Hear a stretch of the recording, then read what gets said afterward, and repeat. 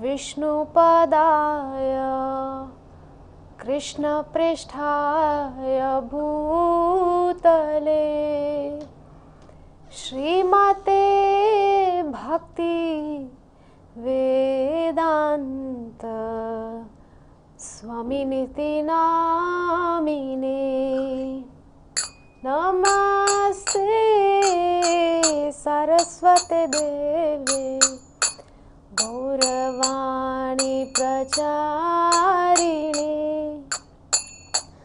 निर्विशेषा शून्यवादी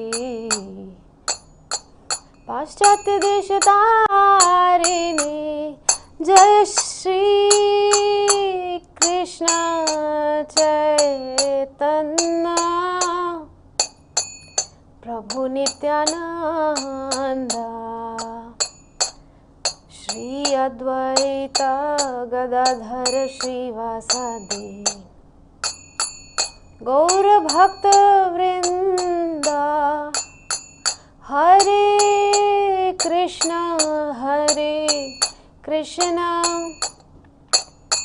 कृष्ण कृष्ण हरे हरे हरे राम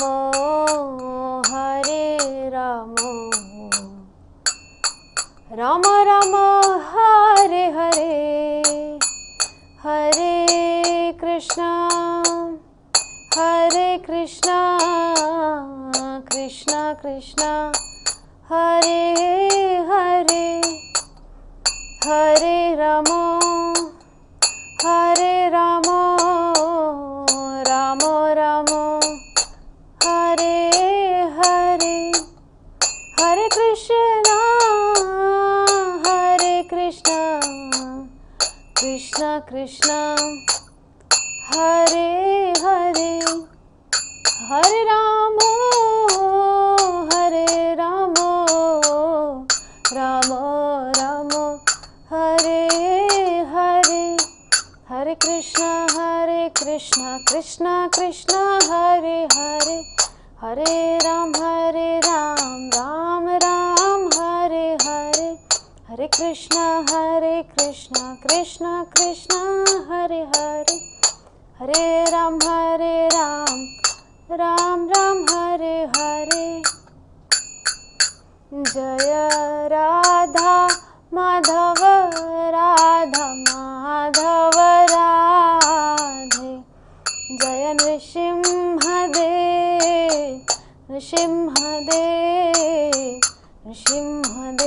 जय प्रहलाद महाराज जय पंचतत्व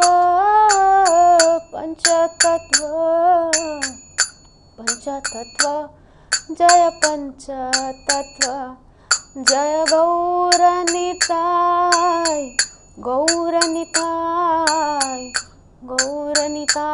जय गौरनिताय जय जय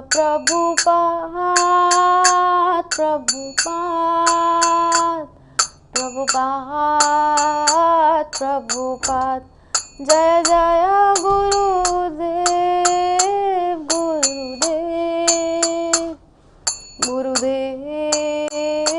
गुरुदेव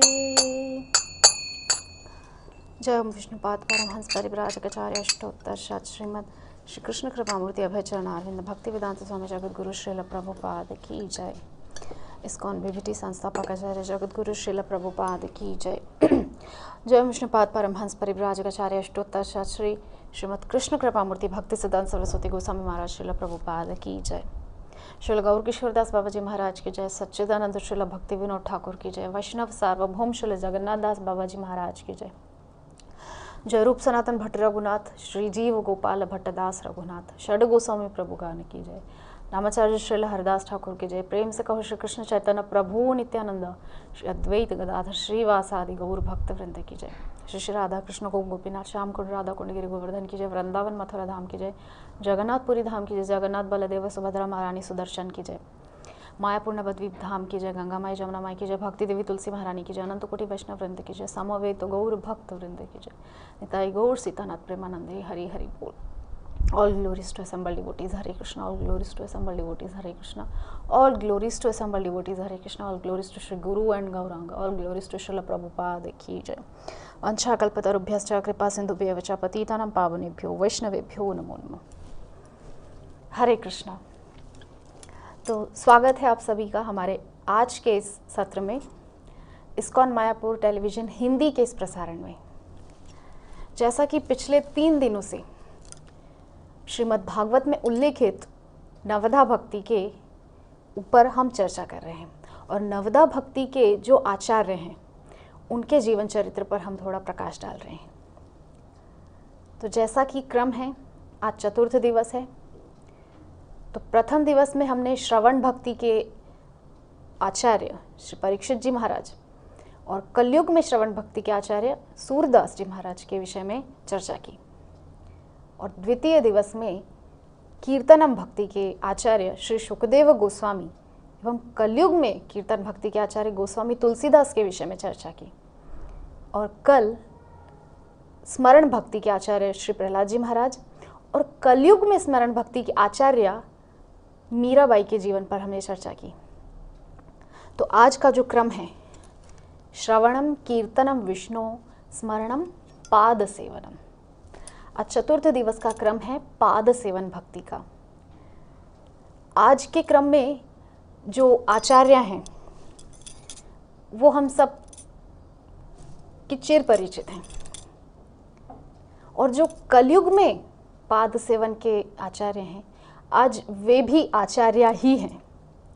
तो आज पाद सेवन के जो 2 चरित्रों पर हम चर्चा करेंगे वो दोनों ही आचार्य हैं. बहुत अद्भुत इन दोनों का चरित्र है. बहुत सुंदर वर्णन है कि श्रीमद् भागवत में जो अष्टम स्कंद है वहाँ पर जाकर के आज की जो हमारी पाद सेवन भक्ति की जो आचार्य हैं उनका कुछ कुछ विस्तार अंश वहाँ पर है. उनका किस तरह प्राकट्य हुआ, बहुत ज़्यादा कुछ विस्तार उनका नहीं है श्रीमद् भागवतम में. तो पहले दिन हमने चर्चा की थी कि श्री विष्णु श्रवणे परीक्षित भवत वैयासकी कीर्तने प्रहलाद स्मरणे तदंग्रि भजने लक्ष्मी प्रथु पूजने अक्रूर त्वभिवंदने कपिपति दास्ये च सख्योर्जुन सर्वास्वत्म निवेदने बलिरभूत कृष्णे स्थितेषां फलम्. तो पहले दिन हमने श्रवण भक्ति की चर्चा की, दूसरे दिन कीर्तन भक्ति की, तीसरे दिन यानी कि कल स्मरण भक्ति की, और आज है तदंग्रि भजने लक्ष्मी, पाद सेवन की आचार्य माता लक्ष्मी. तो सत्र को शुरू करने से पहले परंपरानुसार हम मंगलाचरण करते हैं. ओम अज्ञानतिमिरान्धस्य ज्ञानाञ्जनशलाकया चक्षुरुन्मीलितं येन तस्मै श्रीगुरवे नमः. श्रीचैतन्यमनोभीष्टं स्थापितं येन भूतले स्वयं रूप कदा मह्यं ददाति स्वपदान्तिकम्.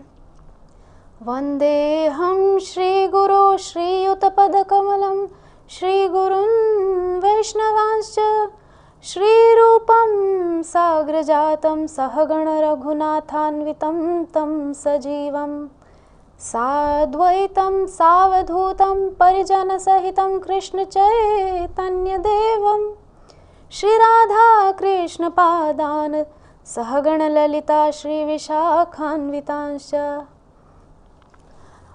नमों विष्णुपादाय कृष्णप्रेष्ठाय भूतले श्रीमते भक्तिवेदांत स्वामिनिति नामिने.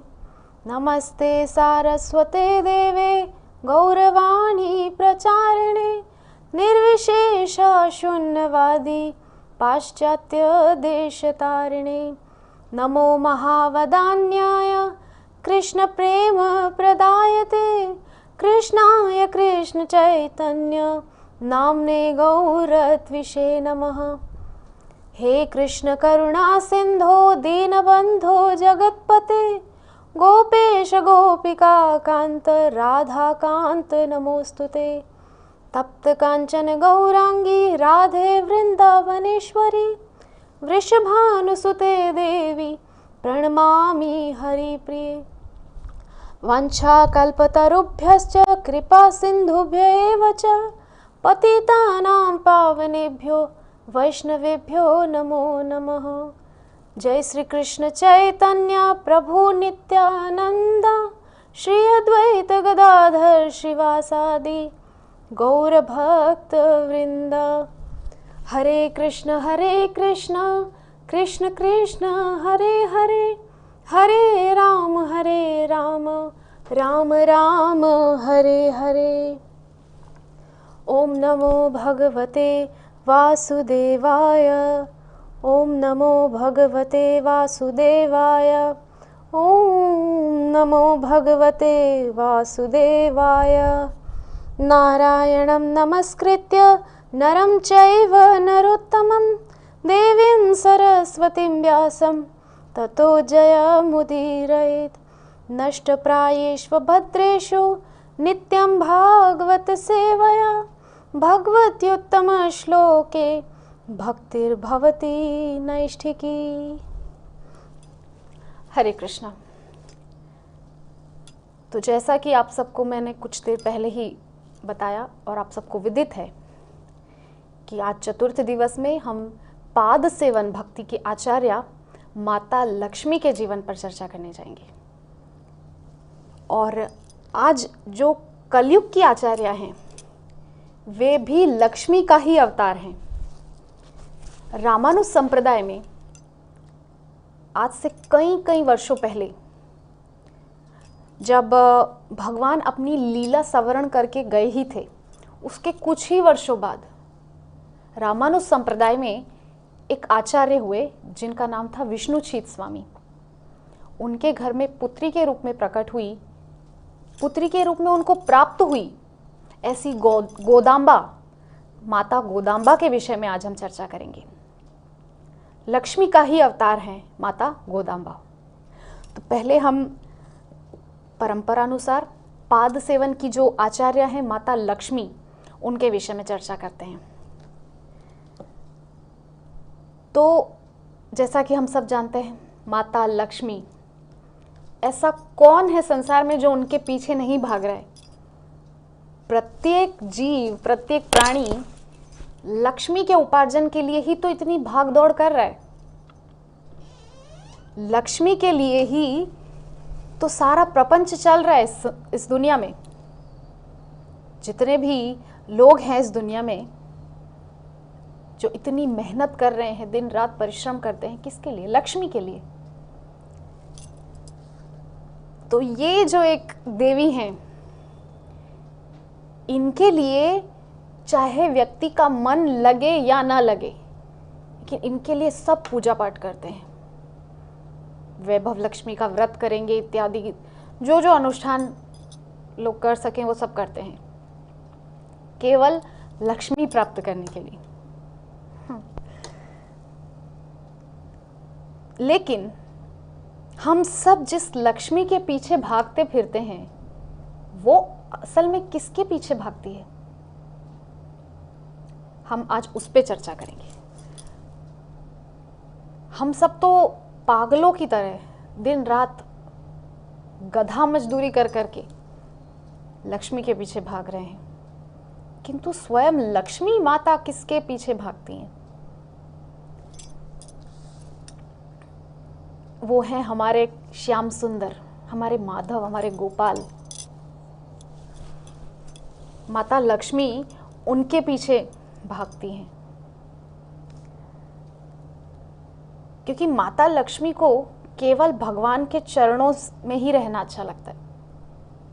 वही एकमात्र स्थान है जो उनको सबसे ज्यादा प्रिय है।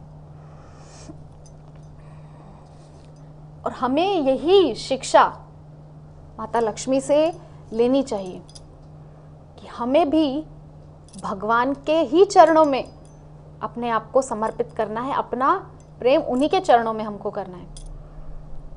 तब हमको लक्ष्मी के पीछे नहीं भागना पड़ेगा, लक्ष्मी स्वयं हमारे पीछे आएगी। ये एक तरह की ट्रेन है जिसका इंजन भक्ति महारानी है, और पहला डिब्बा भगवान श्री कृष्ण है, और पहला जो स्लीपर क्लास है वो है भगवान श्री कृष्ण, और जो दूसरा डिब्बा है एसी वो है माता लक्ष्मी। अब ये हमारे ऊपर निर्भर करता है कि हम कौन से में चढ़ेंगे। अगर हम भक्ति रूपी इंजन में चढ़ जाएंगे ना, तो कृष्ण रूपी स्लीपर क्लास और लक्ष्मी रूपी एसी डब्बा हमारे पीछे पीछे दौड़ेंगे। किंतु अगर हमने गलती से भी एसी रूम का चयन किया और गलती से वो डब्बा अलग हो गया, तो भक्ति और कृष्ण तो चले जाएंगे, केवल लक्ष्मी हाथ में रह जाएगी, और वो भी कलयुग के रूप में। क्योंकि भगवान के बिना जो भी लक्ष्मी आती है वो साक्षात कलयुग है, वो साक्षात कली का रूप है, अनीति का रूप है।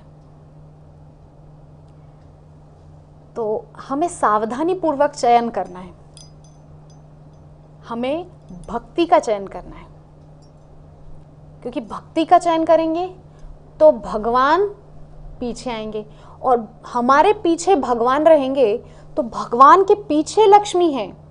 हमको लक्ष्मी के पीछे तो दौड़ना ही नहीं पड़ेगा, वो तो स्वयं आएगी हमारे पास, है ना। तो मूल चीज हमको समझनी है कि हमारा जो चयन है वो सही होना चाहिए। हमें भक्ति का चयन करना है, हमें लक्ष्मी का चयन नहीं करना है।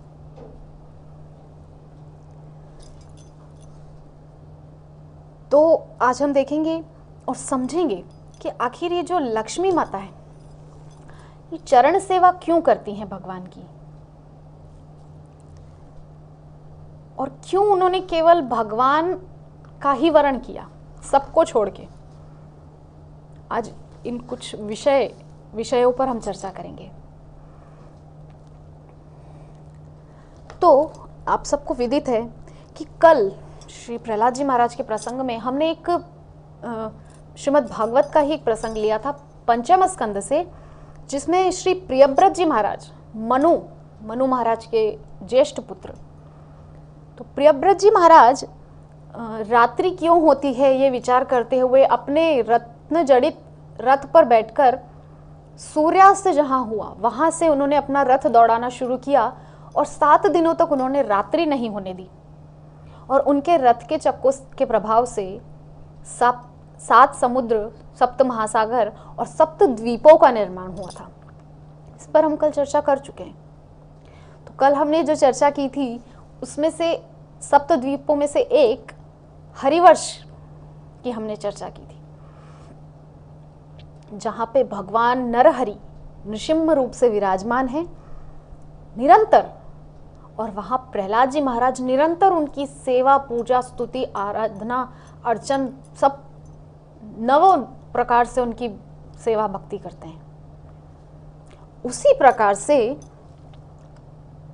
एक केतुमाल वर्ष है, और उस केतुमाल वर्ष में भगवान मदन मोहन रूप से विराजते हैं, और वहां नित्य ही उनकी सेवा, स्तुति, आराधन, वंदन, पूजन से अर्चन इत्यादि सब कुछ माता लक्ष्मी करती हैं। माता लक्ष्मी ने जब ये केतुमाल वर्ष का निर्माण हुआ तब माता लक्ष्मी ने भगवान से प्रार्थना की कि हे सर्वेश्वर, हे कमल नयन, हे जगन निवास, आप कृपा करके आपका जो सबसे अत्यंत सुंदर जो रूप है, उससे सुंदर कोई रूप ना हो, ऐसा रूप आप मेरे सामने बनाकर रहिए, और निरंतर मैं आपकी सेवा पूजा करती रहूं, ऐसी आप मुझ पर कृपा कीजिए। तो माता लक्ष्मी पे अत्यंत प्रसन्न होकर भगवान केतुमाल वर्ष में मदन मोहन रूप से विराजमान हुए। अब हम सोचें कि थोड़ा विचार करें कि ये मदन मोहन रूप कौन सा है। तो जब रास का प्रसंग आता है श्रीमद् भागवतम में दशम स्कंद में, जो रास पंचाध्यायी है, तो जब शरद पूर्णिमा की रात्रि को जब रास महारास का प्रारंभ श्री कृष्ण करते हैं, तो वहां कामदेव प्रस्तुत हो जाते हैं और कामदेव भी जिस रूप को देख करके मोहित हो जाते हैं। कामदेव का एक नाम है मदन। तो ऐसे मदन का भी जो मन मोह ले, वो है मदन मोहन। हाँ, तो ऐसे मदन मोहन रास में जिनको देख करके कामदेव भी मोहित हो गए, ऐसे मदन मोहन रूप से भगवान केतुमाल वर्ष में विराजते हैं और माता लक्ष्मी निरंतर उनकी सेवा पूजा करती हैं।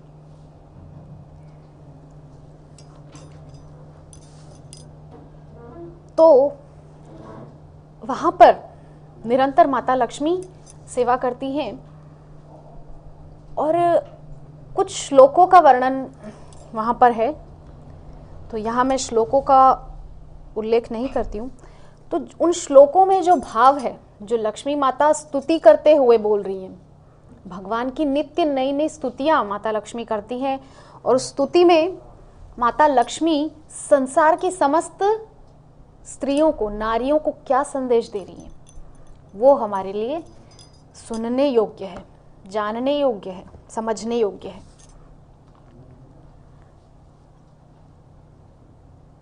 तो संसार में सभी स्त्रियां, सभी नारियां एक सुयोग्य वर प्राप्त करने की आकांक्षा रखती है मन में, कि हमें एक सुयोग्य वर प्राप्त हो। और हे भगवान, वो ऐसा सुयोग्य वर पाने के लिए आपका व्रत रखती हैं। एक भौतिक पति पाने के लिए, एक अनित्य पति पाने के लिए आप नित्य का आराधन करती है। आप तो नित्य हैं, आप नित्य हैं। आपका स्तवन करके वो कामना किसकी कर रही हैं? अनित्य की।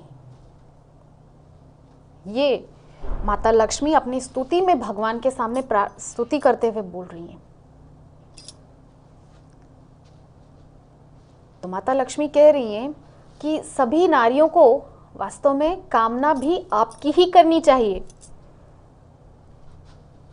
हाँ, ये माता लक्ष्मी हम सब स्त्रियों को यही संदेश दे रही, यही समझाना चाह रही हैं, यही शिक्षा दे रही हैं कि हमको कामना भी उस नित्य प्रभु की ही करनी चाहिए, उस नित्य कृष्ण मदन मोहन की ही कामना करनी चाहिए।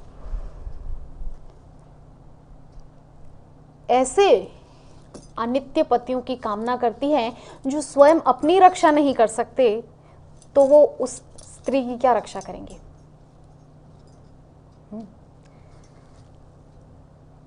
किंतु यदि विवाह के समय वो स्त्री, वो नारी मन में ये विचार करे कि ये जिनसे मेरा विवाह हो रहा है, इनके भीतर भी मेरे वही श्याम सुंदर, मेरे गोविंद विराजमान हैं, तो वो जो विवाह की प्रक्रिया है वो भी भक्ति बन जाएगी। हाँ, ये श्री लक्ष्मी माता हमको समझाना चाह रही हैं। अगर पति में आपका ही स्वरूप देखेंगी सभी स्त्रियां, तो वैसे ही वो मुक्त रहेंगी, विमुक्त रहेंगी, क्योंकि आप ही हैं नित्य और पति के अंदर भी वो आपका ही दर्शन करेगी, तो मोह का बंधन नहीं होगा।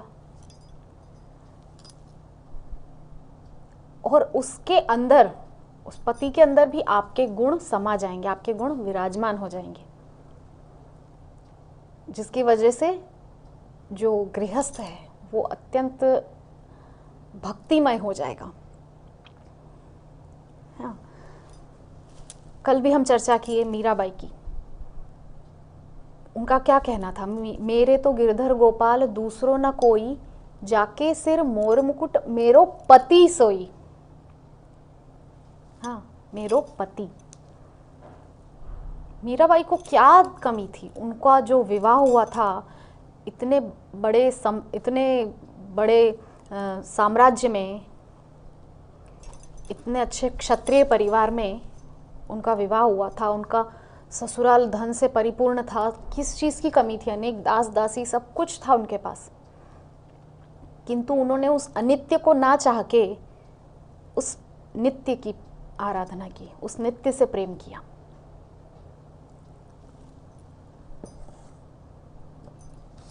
असल में लक्ष्मी माता यहाँ सभी स्त्री पुरुष सभी को ये कहना चाह रही है, क्योंकि कृष्ण तो जगत पति हैं, कृष्ण तो सबके पति हैं, चाहे कोई स्त्री हो या पुरुष, किसी के भी, सबके पति हैं। जैसे श्रीमद् भागवतम में उत्तरा, जब भगवान कुरुक्षेत्र हस्तिनापुर में अपना सारा कार्य पूरा करके पांडवों को उनका जो भी उनका सम्मान था, जो राज सिंहासन था, वो सब कुछ दिला करके वे अपने द्वारिका धाम जा रहे थे, तब अचानक उन्होंने देखा कि दौड़ती हुई अभिमन्यु की विधवा उत्तरा उनकी ओर चली आ रही है। और क्या कहती है उत्तरा कि पाहि पाहि महायोगिन देव देव जगत पते, देव देव जगत पते, नान्यम त्वद भयम पश्ये यत्र मृत्यु परस्परम। हाँ, जगत पते, जगत पते ही कहा है, किसी एक का पति नहीं कहा है, लक्ष्मी पति नहीं कहा है उन्होंने, रुक्मिणी पति नहीं बुलाया वहां पे उत्तरा ने, ऐसा नहीं बोला कि आप सत्यभामा के पति हैं या आप कालिंदी के पति हैं, जगत पते। तब भगवान क्या कहते हैं कि हे देवी, आपका पूरा परिवार, आपके ससुर सासू माँ, आपके सब खड़े हैं रिश्तेदार, और आप मेरे पास रक्षा के लिए आई हैं। तब उत्तरा कहती है कि भगवान, आपके अलावा और कोई रक्षा करने योग्य नहीं है, क्योंकि ये सब तो अपनी रक्षा नहीं कर सकते, तभी तो ना आपके पास आए थे कि हमारी सहायता कीजिए महाभारत युद्ध में। अगर ये अपनी रक्षा कर पाते तो ये अपने आप अपने दम पर युद्ध करते, किंतु ये अपनी रक्षा नहीं कर सकते। तो जो अपनी रक्षा नहीं कर सकते वो मेरी रक्षा क्या, मेरे गर्भ की रक्षा क्या करेंगे?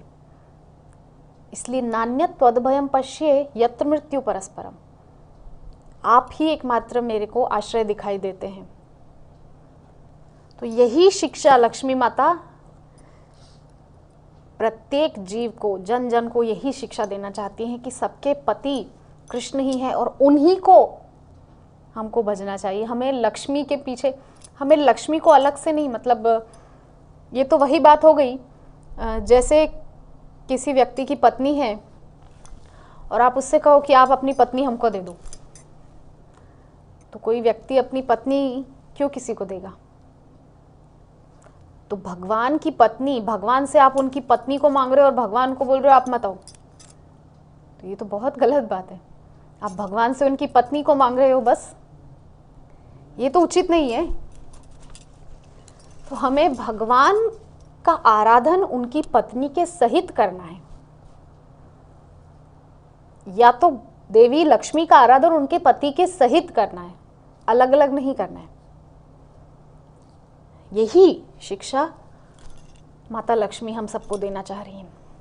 तो श्रीमद् भागवतम के द्वितीय स्कंद के चतुर्थ अध्याय का 20वां श्लोक बहुत सुंदर है, और इस प्रसंग में वो बहुत प्रासंगिक है, बहुत यहाँ पर उसका बहुत महत्व है कि श्रियः पतिर यज्ञ पति ही प्रजापतिर धियाम पतिर लोकपतिर धरापति ही पतिर गतिश चांदक वृष्णि सात्वताम प्रसिद्धताम में भगवान सताम पति ही। पति पति कितनी बार भगवान को पति बुलाया है।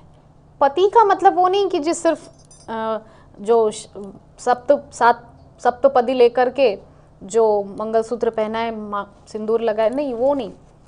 पति मतलब पातिम इति पतिम, जो रक्षा करे, जो पत रखे। पति पत जो होता है, संस्कृत में पत का अर्थ होता है आन, आबरू, इज्जत, लज्जा।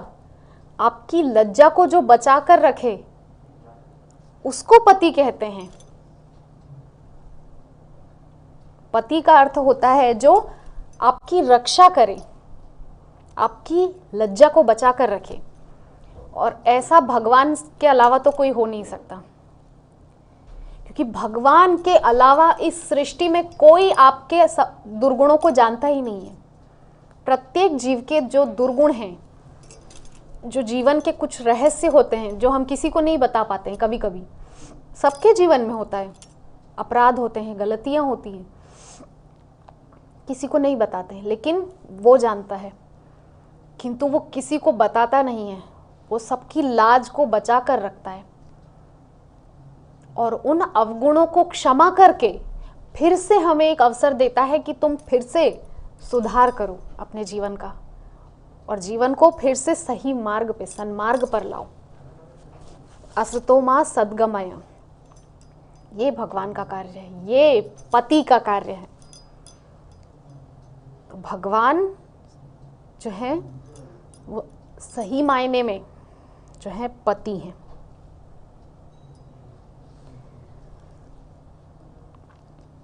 तो इस प्रकार से माता लक्ष्मी सबको यही शिक्षा दे रही है। तो जो गोपी गीत अभी हम चर्चा कर रहे थे, रास पंचाध्याय में जो गोपी गीत होता है, तो उसमें भगवान वेणु वादन करके प्रत्येक गोपी को आमंत्रित, स्वयं आमंत्रित करते हैं। ऐसा नहीं कि वो गोपियां मन से उठकर आ गई हैं, बाकायदा भगवान वेणु वादन करके एक एक गोपी को वहां आमंत्रित करते हैं। और जब गोपियां आ जाती हैं तो उनसे प्रश्न करते हैं कि आप सब क्यों आई हैं देवी। बहुत सुंदर प्रसंग है।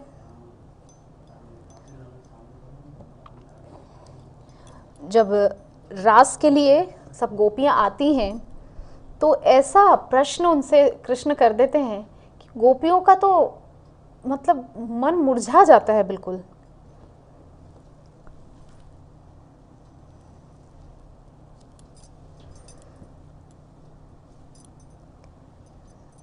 इतना दुख उनको लगता है कि जिसके लिए हम सब कुछ छोड़कर आई, वो ही हमसे पूछते हैं कि क्यों आई हो देवियों, इस घनघोर रात्रि में, इस घनघोर जंगल में, इतना रात्रि हो गई है, आप लोग यहाँ पर क्यों आई हैं? जाइए जाइए, वापस घर लौट जाइए।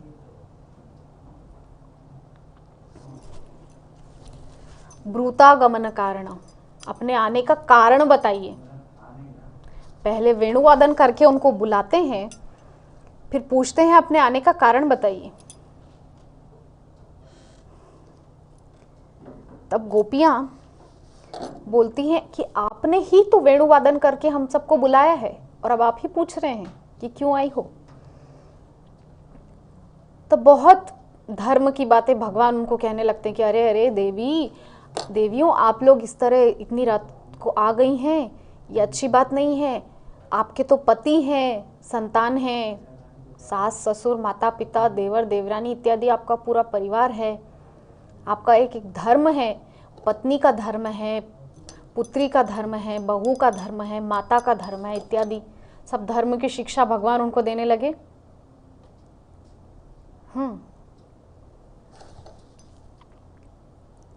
और बहुत सुंदर एक कथा भगवान ने वहां गोपियों को सुनाई कि एक बार एक बहुत अकिंचन ब्राह्मण अपनी पत्नी और एक छोटे से बालक के साथ वन में रहा करते थे।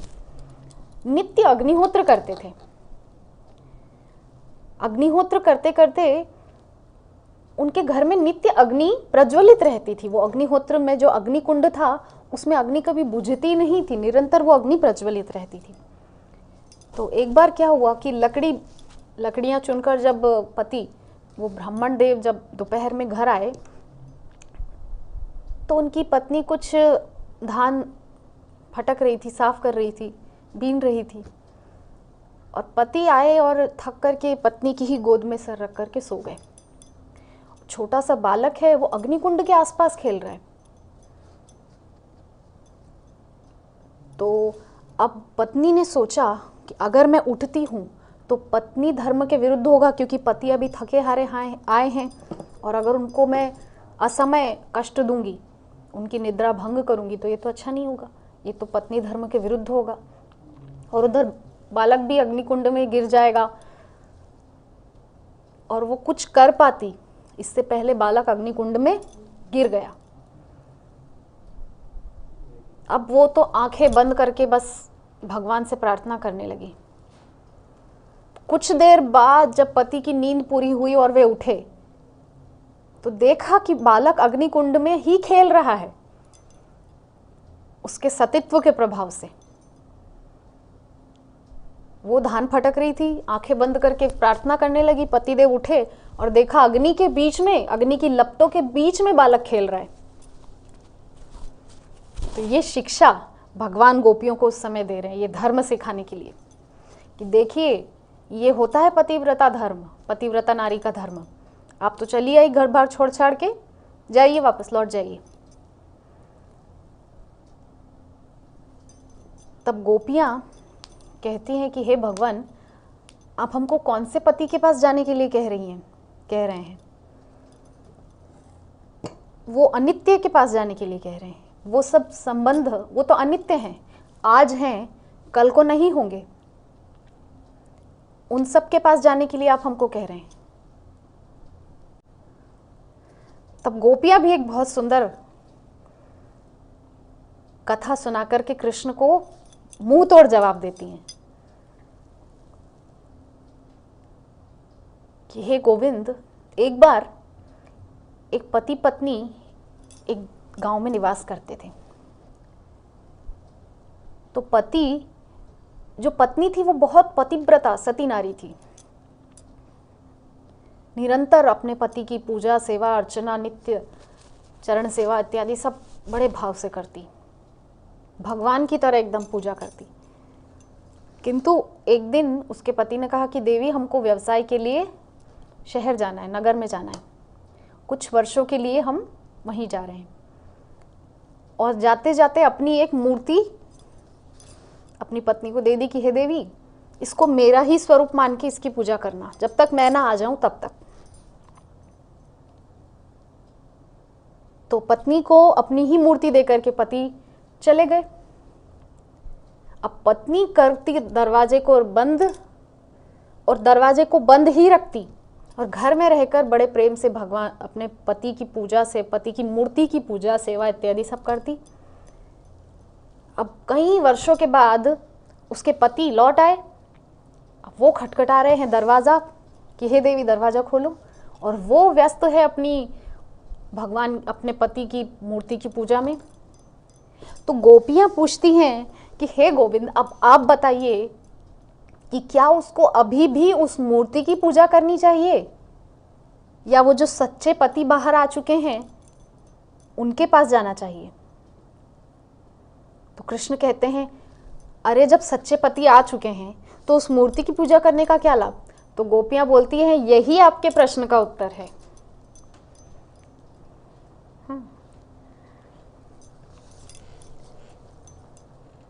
तो हे कृष्ण, आप हमें पतिव्रता नारी का धर्म समझा रहे हैं। अब जब आप सच्चे पति हमको मिल ही चुके हो, तो क्या अब भी वो मिट्टी के पतियों की पूजा करते रहें, या उन मिट्टी के पतियों की सेवा करते रहें, जब आप सच्चे पति मिल ही चुके हो? तो ये सब प्रसंग बोलने का तात्पर्य मेरा इतना ही था कि असली पति जो हैं वो श्री कृष्ण है। यही शिक्षा माता लक्ष्मी हम सबको देना चाह रही हैं।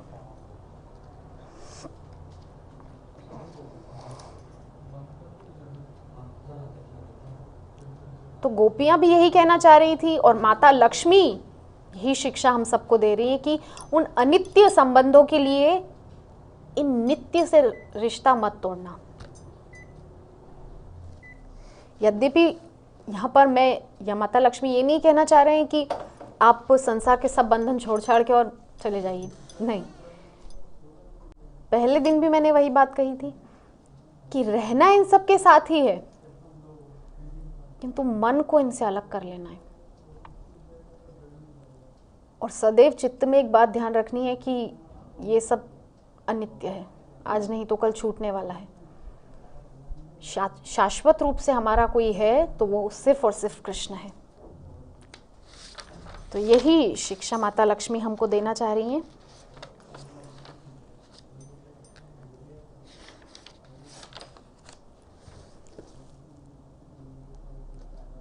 तो गोपियां कृष्ण से कहती कि हमारे तो सब कुछ आप ही हैं, हम क्यों उनके पास जाएं।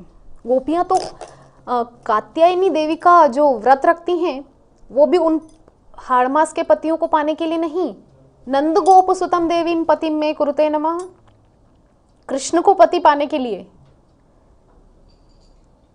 कात्यायनी महामाये महायोगिन्निधीश्वरी नंद गोप सुतम देवीम पतिम में कुरुते नमः।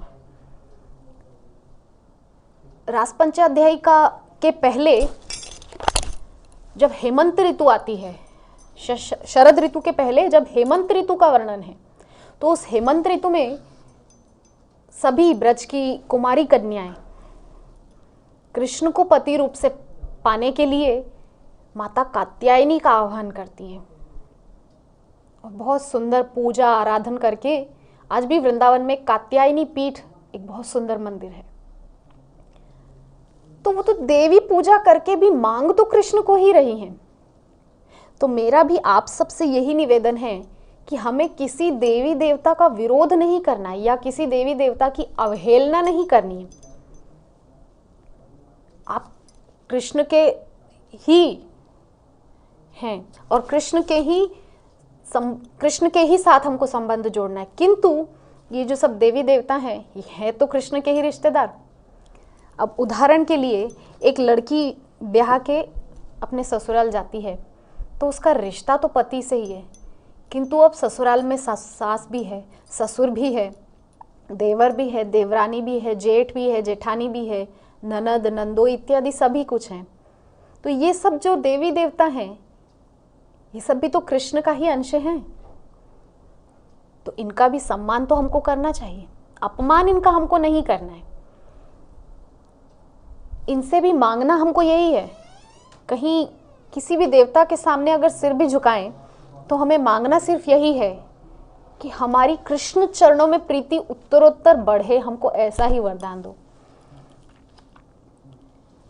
यही हमारा मतलब सब समय हमारे चित्त में बस यही होना चाहिए कि हमें ये न के न प्रकारेण कृष्ण भक्ति ही चाहिए। ठीक है। तो इस प्रकार से गोपियां कात्यायनी पूजन करके भी कृष्ण को ही मांगती हैं। और मीराबाई तो बहुत सुंदर कहती हैं कि गिरधर जन्म जन्म का साथी, याए नाय बिसरू में दिन राती। गिरधर जो है ये ही जन्म जन्म के साथी हैं, इनको कभी नहीं भूलना चाहिए। तो इसी प्रकार से जब हम सप्तपदी लेते हैं तो उस समय हमें मन में यही संकल्प करना चाहिए कि मेरा संबंध कृष्ण के साथ जुड़ रहा है। तो कृष्ण के साथ संबंध जुड़ा है ये सोचकर अगर हम सप्तपदी लेंगे तो उस समय वो जो संबंध है वो भी बहुत सुंदर, बहुत वो भी भक्ति का स्वरूप बन जाएगा।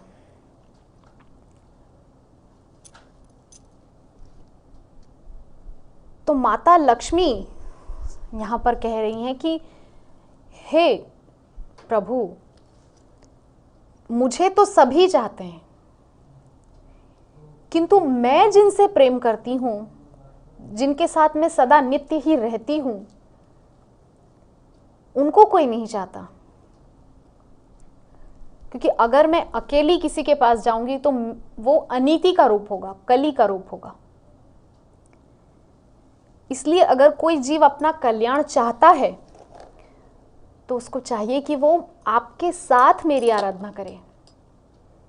तभी वो कल्याण को प्राप्त हो पाएगा। माता लक्ष्मी कह रही है, मुझे अगर मेरे स्वामी के साथ कोई मेरी आराधना करे तो ही वो कल्याण को प्राप्त कर सकता है।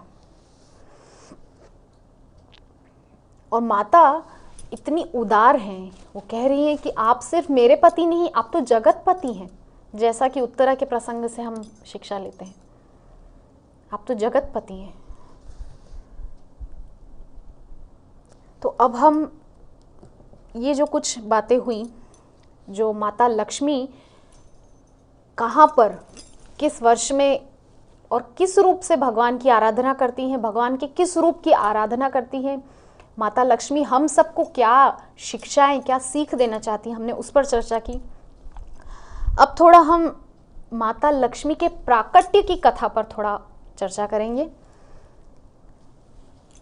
तो श्रीमद् भागवतम में एक बार वर्णन है, वेदव्यास वर्णन करते हैं, श्रील वेदव्यास, कि जो दुर्वासा ऋषि हैं, एक बार श्रीमन नारायण भगवान ऋषिकेश, भगवान जगतपति का दर्शन करने के लिए वैकुंठ जाते हैं। और वैकुंठ में जब वो भगवान का दर्शन करने जाते हैं तो प्रेमवश, या यूं कहें कि लीलावश, क्योंकि आगे जो लीला होने वाली है वो तो भगवान के अलावा और किसी को पता नहीं है, तो लीला का विस्तार हो, इसके लिए भगवान दुर्वासा ऋषि को प्रेमवश अपनी गले की निर्माल्य देते हैं। भगवान की माला का बहुत बहुत महत्व है और उसका बहुत हमको सम्मान करना चाहिए।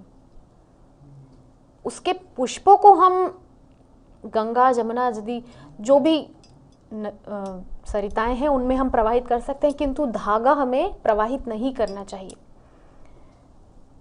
बहुत उसका विधान है। तो इस प्रकार से जो भगवान की जो माला है उसका बहुत महत्व है। एक बार दुर्वासा ऋषि जब वैकुंठ में दर्शन करने गए तो भगवान ने उनको माला दी और दुर्वासा ऋषि उस माला को पहन करके स्वर्ग में इंद्र के पास आए और दुर्वासा ऋषि ने वो माला इंद्र को दे दी। इंद्र ने वो माला अपने हाथी ऐरावत को दे दी। ऐरावत ने मस्ती में आकर के उस माला को अपने चरणों में रौंद दिया और इस प्रकार से भगवान की माला का, निर्माल्य का बहुत अपमान दुर्वासा ऋषि को ऐसा लगा कि बहुत अपमान किया देवराज इंद्र ने मेरा। तो देवराज इंद्र को दुर्वासा ऋषि ने श्रीहीन होने का शाप दे दिया, श्रीहीन, शक्तिहीन होने का शाप दे दिया। और ऐसा शाप मिलने से सारे देवता शक्तिहीन और श्रीहीन हो गए। जैसे ही ये खबर दैत्यों को मिली, तुरंत उन्होंने स्वर्ग पर आक्रमण कर दिया और सारे देवताओं को मार भगाया, स्वर्ग से निकाल दिया। अब इधर जो शुक्राचार्य हैं, दैत्य गुरु शुक्राचार्य, उन्होंने शिवजी की आराधना करके मृत संजीवनी विद्या को प्राप्त किया था, जिसके द्वारा वे किसी भी दैत्य जो मृत्यु को प्राप्त हो जाए उसको पुनः जीवित कर देते थे। तो इंद्र भगवान के पास जाकर कहते हैं कि हे भगवान, आप हमको भी मृत संजीवनी विद्या प्रदान करने की कृपा करें। तो भगवान कहते हैं कि बिन मांगे तो मोती मिल जाता है, पर मांगने से भीख भी नहीं मिलती है, ठीक है ना। और आप सिर्फ मृत संजीवनी की बात कर रहे हो, उसके लिए तो पहले मरना पड़ता है, फिर वो संजीवनी विद्या काम करती है। किंतु मैं तो चाहता हूं कि मैं आपको अमृत दे दूं। तो वहां पर भगवान अमृत मंथन का प्रस्ताव देवताओं के सामने रखते हैं और भगवान देवताओं से बोलते हैं कि इस कार्य में आपको दैत्यों को सम्मिलित करके ये कार्य करना है, आपको ये काम अकेले नहीं करना है, आपको दैत्यों को साथ में लेकर करना है। और जो जो दैत्य बोले उसमें हामी भरते जाना, बस इतना करना। और उनको इस तरह से समझाना कि वो तुरंत समुद्र मंथन के लिए राजी हो जाए। तो देवता सभी दैत्यों के पास आते हैं और उनसे कहते हैं कि आप हमारे भाई हैं, हम सब एक ही पिता की संतान हैं, हमारे पिता एक ही हैं कश्यप ऋषि, हम सदैव झगड़ते रहेंगे, किंतु मृत्यु को प्राप्त ना हो इसके लिए हम एक काम करें, समुद्र मंथन करते हैं, उसमें से अमृत निकलेगा, आधा आप पी लेना, आधा हम पी लेंगे, हम सब अमर हो जाएंगे और झगड़ते रहेंगे हमेशा हमेशा। तो दैत्यों को प्रस्ताव बहुत अच्छा लगा। तो दैत्यों ने कहा कि ठीक है, चलेंगे समुद्र मंथन करने। अब मंदराचल पर्वत को मथानी बनाया गया और वासुकी नाग की रस्सी बनाई गई। किंतु मंदराचल पर्वत को जैसे ही उतारा गया समुद्र के अंदर, वो तो धंसने लगा। तब भगवान कश्यप कूर्म रूप लेकर के उस भयंकर विशाल महान पर्वत मंदराचल को अपनी पीठ पर धारण करते हैं और भगवान को बहुत मीठी मीठी सी नींद आ जाती है।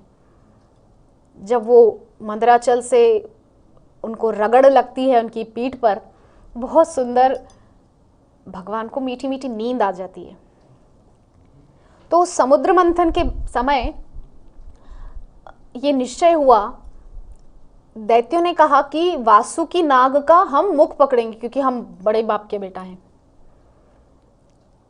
और भगवान ने तो कहा ही था देवताओं को कि जो जो दैत्य कहे उसमें बस हाँ बोलते जाना, तब आपका काम अच्छे से हो जाएगा। तो देवताओं ने कहा ठीक है साहब, आप पकड़िए मुख वासुकी नाग का। अब वासुकी नाग को जैसे ही रस्सी बना के मंथन शुरू हुआ तो वासुकी नाग के पेट में से सारा जो विष था बाहर आने लगा। और वैसे तो कश्यप ऋषि की संतान है सारे देवता, दैत्य, दानव इत्यादि असुर, तो सब बहुत सुंदर वर्ण, बहुत सुंदर गौर वर्ण के हैं, सभी ब्राह्मण पुत्र हैं। किंतु वासुकी नाग से जब मंथन करने लगे, जब रस्सी बना के उसको खींचने लगे, इधर से देवता खींच रहे हैं, इधर से दैत्य खींच रहे हैं, तो जो उसके पेट से जो सारा विष निकल के आया तो उससे सारे देवता जल गए और जल के एकदम काले और भयानक से दिखने लगे। तब से ही जो राक्षस, असुर, दैत्य और दानव समाज है ये बहुत ही कुरूप हो गए। किसी के सींग निकल आए, किसी के मुख जल गया इत्यादि, इस प्रकार से। तो इस प्रकार से समुद्र मंथन की प्रक्रिया शुरू हुई और प्रक्रिया चलते चलते शुरू में ही विष निकल आया। और जैसे ही विष निकला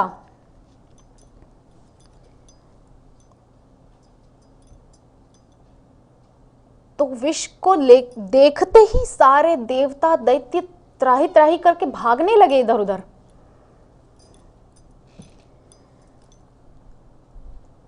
और यहां वहां सब भागते हुए यही सोच रहे हैं कि इस कालकूट विष से, क्योंकि वो तो इतना भयंकर विष था कि उसमें से जो हवा निकल रही थी वो भी विषैली हवा थी। उसको उस पात्र के ऊपर से जो धुआं निकल रहा था वो भी भयंकर विषैला धुआं था।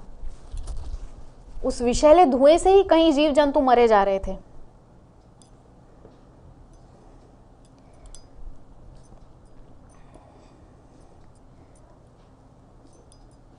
तो इस प्रकार से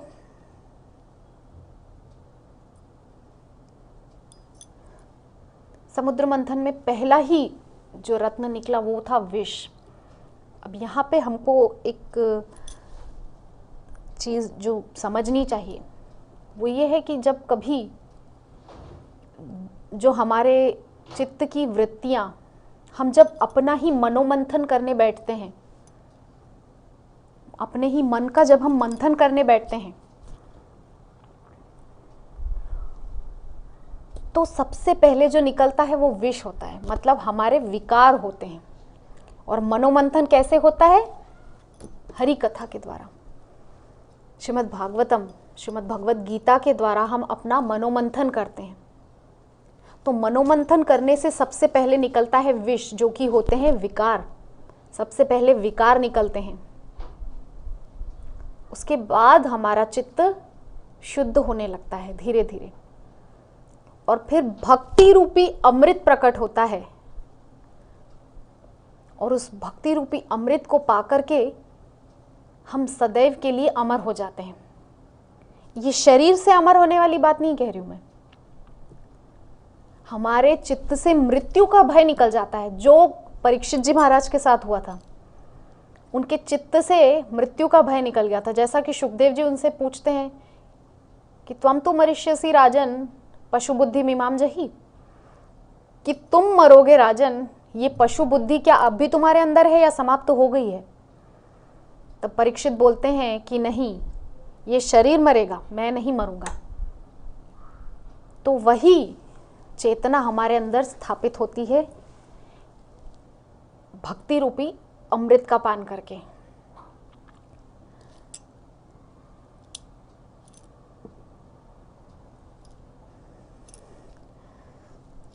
तो भगवान के पास सभी देवी देवता सब दौड़े भागे जा रहे हैं कि हे भगवान, कालकूट विष उपस्थित हो गया है।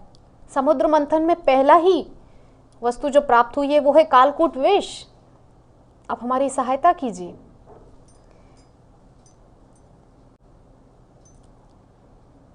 तब भगवान ने कहा कि ये कार्य तो मेरा नहीं है, इसके लिए आप भगवान शिव के पास जाइए, आप सब कैलाश पधारिए।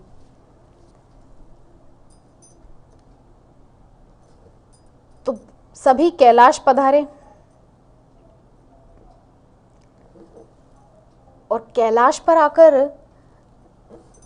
सभी देवी देवता भगवान शिव को चरण वंदन करके उनसे कह रहे हैं कि हे भगवान, समुद्र मंथन में कालकूट विष उपस्थित हो गया है, और वो कोई साधारण विष नहीं था, वो इतना भयंकर विष था कि उसकी एक बूंद गिरने मात्र से ही सारी सृष्टि जल के भस्म हो सकती थी। इतना भयंकर विष था वो। पूरा विष गिरने की बात तो दूर रही, केवल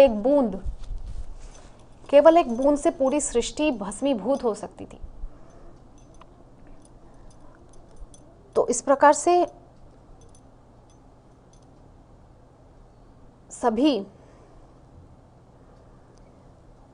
देवी देवता प्रजापति इत्यादि सब कोई श्री भोलेनाथ से आकर के प्रार्थना करते हैं। तब भोलेनाथ बड़ी ही सहजता से मुस्कुराते हुए कहते हैं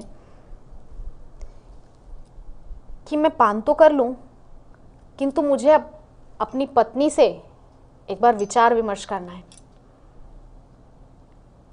मैं आप लोगों की माता पार्वती मेरी पत्नी से एक बार इस बारे में विचार विमर्श कर लूं। तब भगवान अपनी पत्नी पार्वती से पूछते हैं कि हे देवी, देखिए ये सब मुझे हंसते हंसते विष पिलाने आए हैं, आप ही बताइए क्या मुझे विष पान करना चाहिए?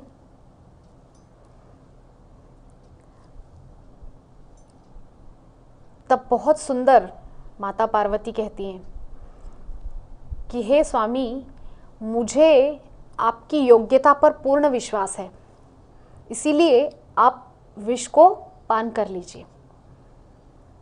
कोई साधारण पत्नी होती तो बोलती, क्यों, मेरे पति को क्यों आप विष पिलाना चाहते हैं, किसी और को ढूंढिए ना।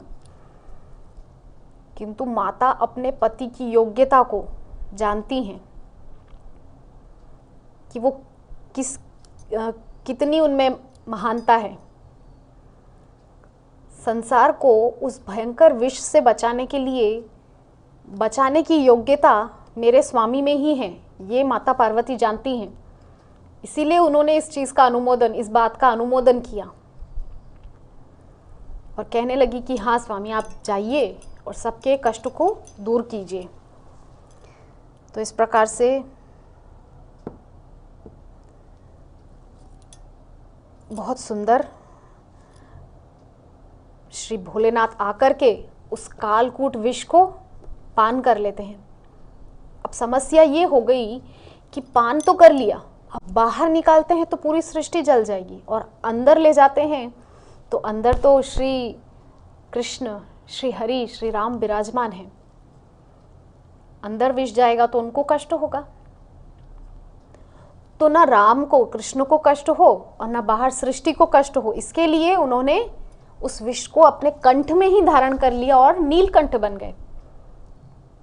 यद्यपि शिवजी का जो वर्ण है वो गौर है, कर्पूर गौरम, इतना तप बिल्कुल श्वेत वर्ण के हैं, केवल उनका जो कंठ है वो नील है क्योंकि उन्होंने विष का पान किया था। तो इस प्रकार से समुद्र मंथन की प्रक्रिया चलने लगी। ऐरावत हाथी निकला जिसको इंद्र ने ले लिया, उच्चैश्रवा घोड़ा निकला, कहीं कहीं मणि इत्यादि निकले, वारुणी निकली मदिरा जो दैत्य ले गए, और पारिजात वृक्ष निकला जो स्वर्ग को दिया गया। और फिर ततश्चाविर्भूत साक्षात श्री रमा भगवत परा रंजयंती दिशा कांत्या विद्युत सौदामिनी यथा। कितना सुंदर माता लक्ष्मी को यहाँ पर प्रस्तुत कर रहे हैं श्री सुखदेव गोस्वामी। ततश्चाविर्भूत साक्षात श्री रमा भगवत परा, ततश्चाविर उसके बाद, आविर्भूत प्रकट हुई हैं, समुद्र मंथन से प्रकट हुई हैं, साक्षात श्री, साक्षात लक्ष्मी प्रकट हुई हैं, साक्षात श्री रमा भगवत परा, भगवान की पराशक्ति। रंजयंती दिशा कांत्या, सभी दिशाओं में अद्भुत तेज प्रकाश फैल गया। विद्युत सौदामिनी था, जैसे बिजली चमकने से, सौदामिनी चमकने से जैसा प्रकाश होता है वैसा प्रकाश माता लक्ष्मी के प्राकट्य के समय पूरी सृष्टि में हो गया। रंजयंती दिशा कांत्या विद्युत सौदामिनी था। तो इस प्रकार से माता लक्ष्मी प्रकट हुई। अब माता लक्ष्मी हाथ में वरमाला लेकर ही प्रकट हुई थी, तो उनको देखते ही सब दौड़ पड़े, इनको तो हम लेंगे, इनको तो हम लेंगे, इनको तो हम लेंगे। किंतु वहां ब्रह्मा जी आए और उन्होंने कहा कि आप सब पंक्ति बनाकर खड़े हो जाइए। एक पंक्ति में सारे दैत्य, एक पंक्ति में सारे देवता, एक पंक्ति में दानव असुर, एक पंक्ति में सारे यक्ष किन्नर गंधर्व इत्यादि, सभी को, सारे ऋषि मुनि सभी आए, क्योंकि माता लक्ष्मी को तो सभी चाहते हैं। किंतु नारायण नहीं आए। तो माता लक्ष्मी अपनी वरमाला लेकर चली। अब जैसे ही दैत्यों की पंक्ति में आई तो देखा राजा बलि खड़े हैं।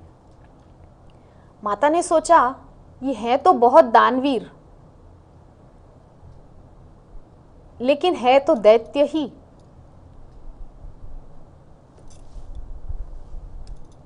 तो माता ने उनका वरण नहीं किया। वहां बलि के पिता विरोचन यानी प्रहलाद जी महाराज के सुपुत्र विरोचन भी थे। माता ने उनको देखा और कहा इनके पास धर्म तो बहुत है लेकिन आयु नहीं है। क्योंकि महाराज विरोचन इतने महान थे कि एक बार देवताओं ने ब्राह्मणों का वेश धारण करके उनसे उनकी आयु का दान मांगा और उन्होंने अपनी आयु दान में दे दी। प्रहलाद जी के पुत्र विरोचन, बलि के पिता। बलि का एक नाम है वैरोचन। तो इस प्रकार से माता लक्ष्मी धीरे धीरे आगे बढ़ रही हैं। दैत्यों की पंक्ति में शुक्राचार्य भी खड़े। तो इस प्रकार से सबको पार करते हुए माता लक्ष्मी आती हैं मुनियों की पंक्ति में, ऋषि मुनि। तो दुर्वासा ऋषि खड़े हैं। बोले इनके पास तप तो बहुत है, तपस्या बहुत की है, किंतु क्रोध को नहीं जीता। तो मुंह बनाते हुए माता लक्ष्मी आगे बढ़ जाती हैं। आगे खड़े हैं विश्वामित्र। इन्होंने तपस्या बहुत की किंतु काम नहीं जीत पाए, काम को नहीं जीत पाए। आगे बढ़ जाती हैं। तो इस प्रकार से वहां देवताओं की पंक्ति में सबसे पहले खड़े थे धर्मराज, यमराज। बोले इनके पास धर्म तो बहुत है किंतु दया नहीं है, करुणा नहीं है। कोई व्यक्ति शादी करने के लिए जा रहा है, घोड़ी पर बैठा है, वहीं हार्ट अटैक आ गया, मर गया। शादी करने की उमंग से जा रहा था और वहीं मर गया। तो माता लक्ष्मी सोचती है इनके पास धर्म तो है किंतु दया नहीं है। बच्चे परिवार रोते रह जाते हैं किंतु जिसको मारना है उसको मार ही देते हैं। तब देखा आगे खड़े हैं इंद्र। बोले ये डरपोक बहुत हैं, सब समय इनको अपने गद्दी का ही भय बना रहता है कि आज मेरी गद्दी गई, आज कल मेरी गद्दी गई। इस प्रकार से इनको सब समय, और अपनी रक्षा तक स्वयं नहीं कर पाते। अपनी रक्षा के लिए सब समय नारायण के पास दौड़ते जाते हैं। तो इनका भी वर्णन नहीं करूंगी। तब वहां खड़े थे महादेव, भोलेनाथ। हाँ, भोलेनाथ भी गए। तब भोलेनाथ को देखकर बोलती हैं कि धर्मावलंबी भी है, धर्म भी बहुत है, ज्ञान भी बहुत है, किंतु रूप अच्छा नहीं है, पहनावा अच्छा नहीं है, इनके पास नहीं जाऊंगी। तो इस प्रकार सबको पीछे छोड़ते हुए माता लक्ष्मी देखती हैं कि ये सब तो मुझे पाने की आशा से, मुझे पाने की लालसा से यहाँ पंक्ति बनाकर खड़े हो गए, किंतु भगवान नारायण श्री कृष्ण माता लक्ष्मी को पीठ दिखाते हुए समुद्र की ओर मुख करके खड़े हुए हैं। समुद्र की तरफ मुंह करके माता लक्ष्मी की तरफ पीठ करके अपना ध्यान में खड़े हैं। तो माता लक्ष्मी ने सोचा ये सब मेरे पीछे भागने वाले हैं, मैं इनका वर्णन नहीं करूंगी। जो मुझे इग्नोर कर रहा है, मतलब मुझे ध्यान नहीं दे रहा है, मैं उसका वर्णन करूंगी।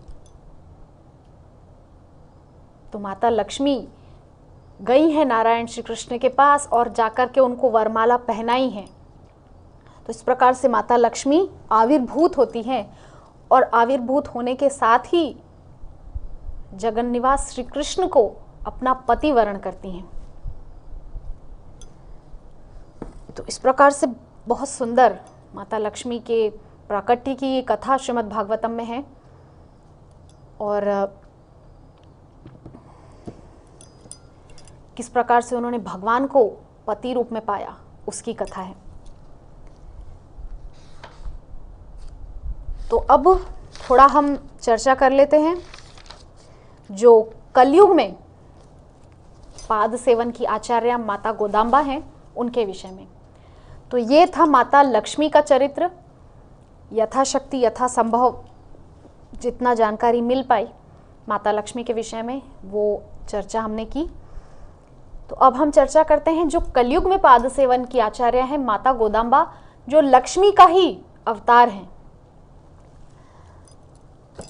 तो जब श्री कृष्ण द्वापर युग का जब अंत हो गया था, भगवान अपना लीला संवरण करके अपनी नित्य लीला में गोलोक वृंदावन जा चुके थे। तो उसके कुछ ही वर्षों बाद दक्षिण भारत में एक स्थान था। उस समय, आज उसका नाम बदल के कुछ और हो चुका होगा, मुझे उतना ज्ञान नहीं है, उसके विषय में जानकारी नहीं है, किंतु उस समय उस स्थान का नाम था बिल्लईपुतुर। उस स्थान पर, अच्छा, रामानुज संप्रदाय में एक परंपरा चलती है, उसको बोलते हैं आलवार। जो भगवान की जो सेवा पद्धति, पूजा पद्धति इत्यादि का जो परंपरा जो चलती है वो आलवार परंपरा चलाते हैं। आलवार परंपरा से चलती है। जैसे हमारे गौड़ीय, श्री गौड़ीय संप्रदाय में, ब्रह्म मध्व गौड़ीय संप्रदाय में आचार्य परंपरा है, ठीक ठीक है ना। ऐसे ही श्री संप्रदाय, श्री रामानुज संप्रदाय में आलवार परंपरा है। तो उस बिल्लईपुतुर में श्री रंगनाथ भगवान की सेवा करने के लिए एक आलवार थे जिनका नाम था विष्णुचीत स्वामी। तो बहुत प्रेम भक्ति भाव से और बहुत नियम कायदे से श्री रंगनाथ भगवान की सेवा पूजा विष्णुचीत स्वामी करते थे। तो विष्णुचीत स्वामी का एक वन था, मतलब मंदिर के ही प्रांगण में उनके ही द्वारा, मतलब उसमें बहुत सेवा दी जाती थी। उस वन में तुलसी का वो वन था, सुंदर नंदवन जिसका नाम था। उस नंदवन में सुंदर तुलसी के पौधे थे इत्यादि, कुछ फूलों वाले वृक्ष भी थे भगवान की सेवा में ही जिनका उपयोग होता था। तो रोज सुबह ब्रह्म मुहूर्त में ही श्री विष्णुचीत स्वामी श्री रंगनाथ भगवान के लिए तुलसी, पत्र, पुष्प इत्यादि एकत्रित करने के लिए उस नंदवन में जाया करते थे। किंतु एक दिन उन्होंने क्या देखा कि एक बहुत प्रकाश एक जगह से बहुत निकल रहा है। तुलसी के जो वृक्ष हैं वो सारे उस जगह झुक गए हैं, जो तुलसी के पौधे हैं वो उस जहाँ से तेज निकल रहा है वहाँ की तरफ झुके हुए हैं। तो उन्होंने निकट जाकर के देखा तो इतना तेज, इतना प्रकाश, जैसे कल हम चर्चा कर रहे थे दत्तात्रेय भगवान के विषय में कि जैसे राख के बीच में अंगारा चमकता है, ऐसे दत्तात्रेय भगवान चमक रहे थे। उसी प्रकार उस तुलसी के वन में, नंदवन में, वो छोटी सी कन्या चमक रही थी, एक छोटी सी कन्या। उस कन्या को देख करके विष्णुचीत स्वामी बहुत आश्चर्य में पड़ गए, इस वन में ये कन्या कहाँ से आई। और इतना अद्भुत तेज प्रकाश उस कन्या में से निकल रहा था। उस कन्या को गोद में उठाकर अपने घर ले आए और अपनी पुत्री मानकर उसको नाम दिया गोदांबा। ये गोदांबा माता लक्ष्मी का ही स्वरूप, माता लक्ष्मी का ही अवतार है। तो उस कन्या को लेकर घर आ गए, उसका नाम गोदांबा रख दिया। अब वो गोदांबा बचपन से ही जो मंदिर परिसर में वैष्णवों का जो सत्संग होता था, वैष्णव जो श्रीमद् भागवतम पे सत्संग करते थे, तो बचपन से ही वो नित्य वो श्रीमद् भागवतम सुना करती थी। उनके पिता भी उनको श्रीमद् भागवतम के श्लोक कंठस्थ कराते थे, मुखस्थ कराते थे। तो गोपी गीत सुनकर उनको बहुत आनंद आता था। और जो ये कात्यायनी का प्रसंग, अभी कुछ देर पहले ही हम जो चर्चा कर रहे थे, कात्यायनी पूजन का जो प्रसंग श्रीमद् भागवत के 10वें स्कंद में आता है, तो उसको पढ़ करके बहुत आनंदित होती थी। और वो भी कात्यायनी देवी से यही मांगती थी जो गोपियों ने मांगा है।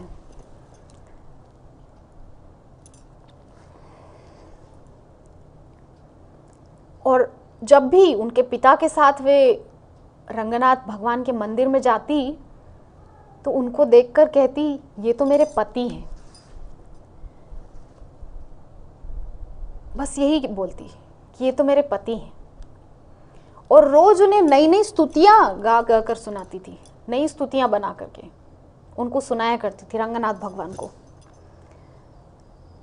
तो एक बार प्रातः काल में विष्णुचीत स्वामी पुष्प, तुलसी, पत्र इत्यादि एकत्रित करके लाए और माला बनाई, और माला बना करके रख कर स्नान करने के लिए गए। तो गोदांबा, छोटी सी कन्या, आती है, उस माला को उठाकर गले में धारण करती है और नृत्य करने लगती है।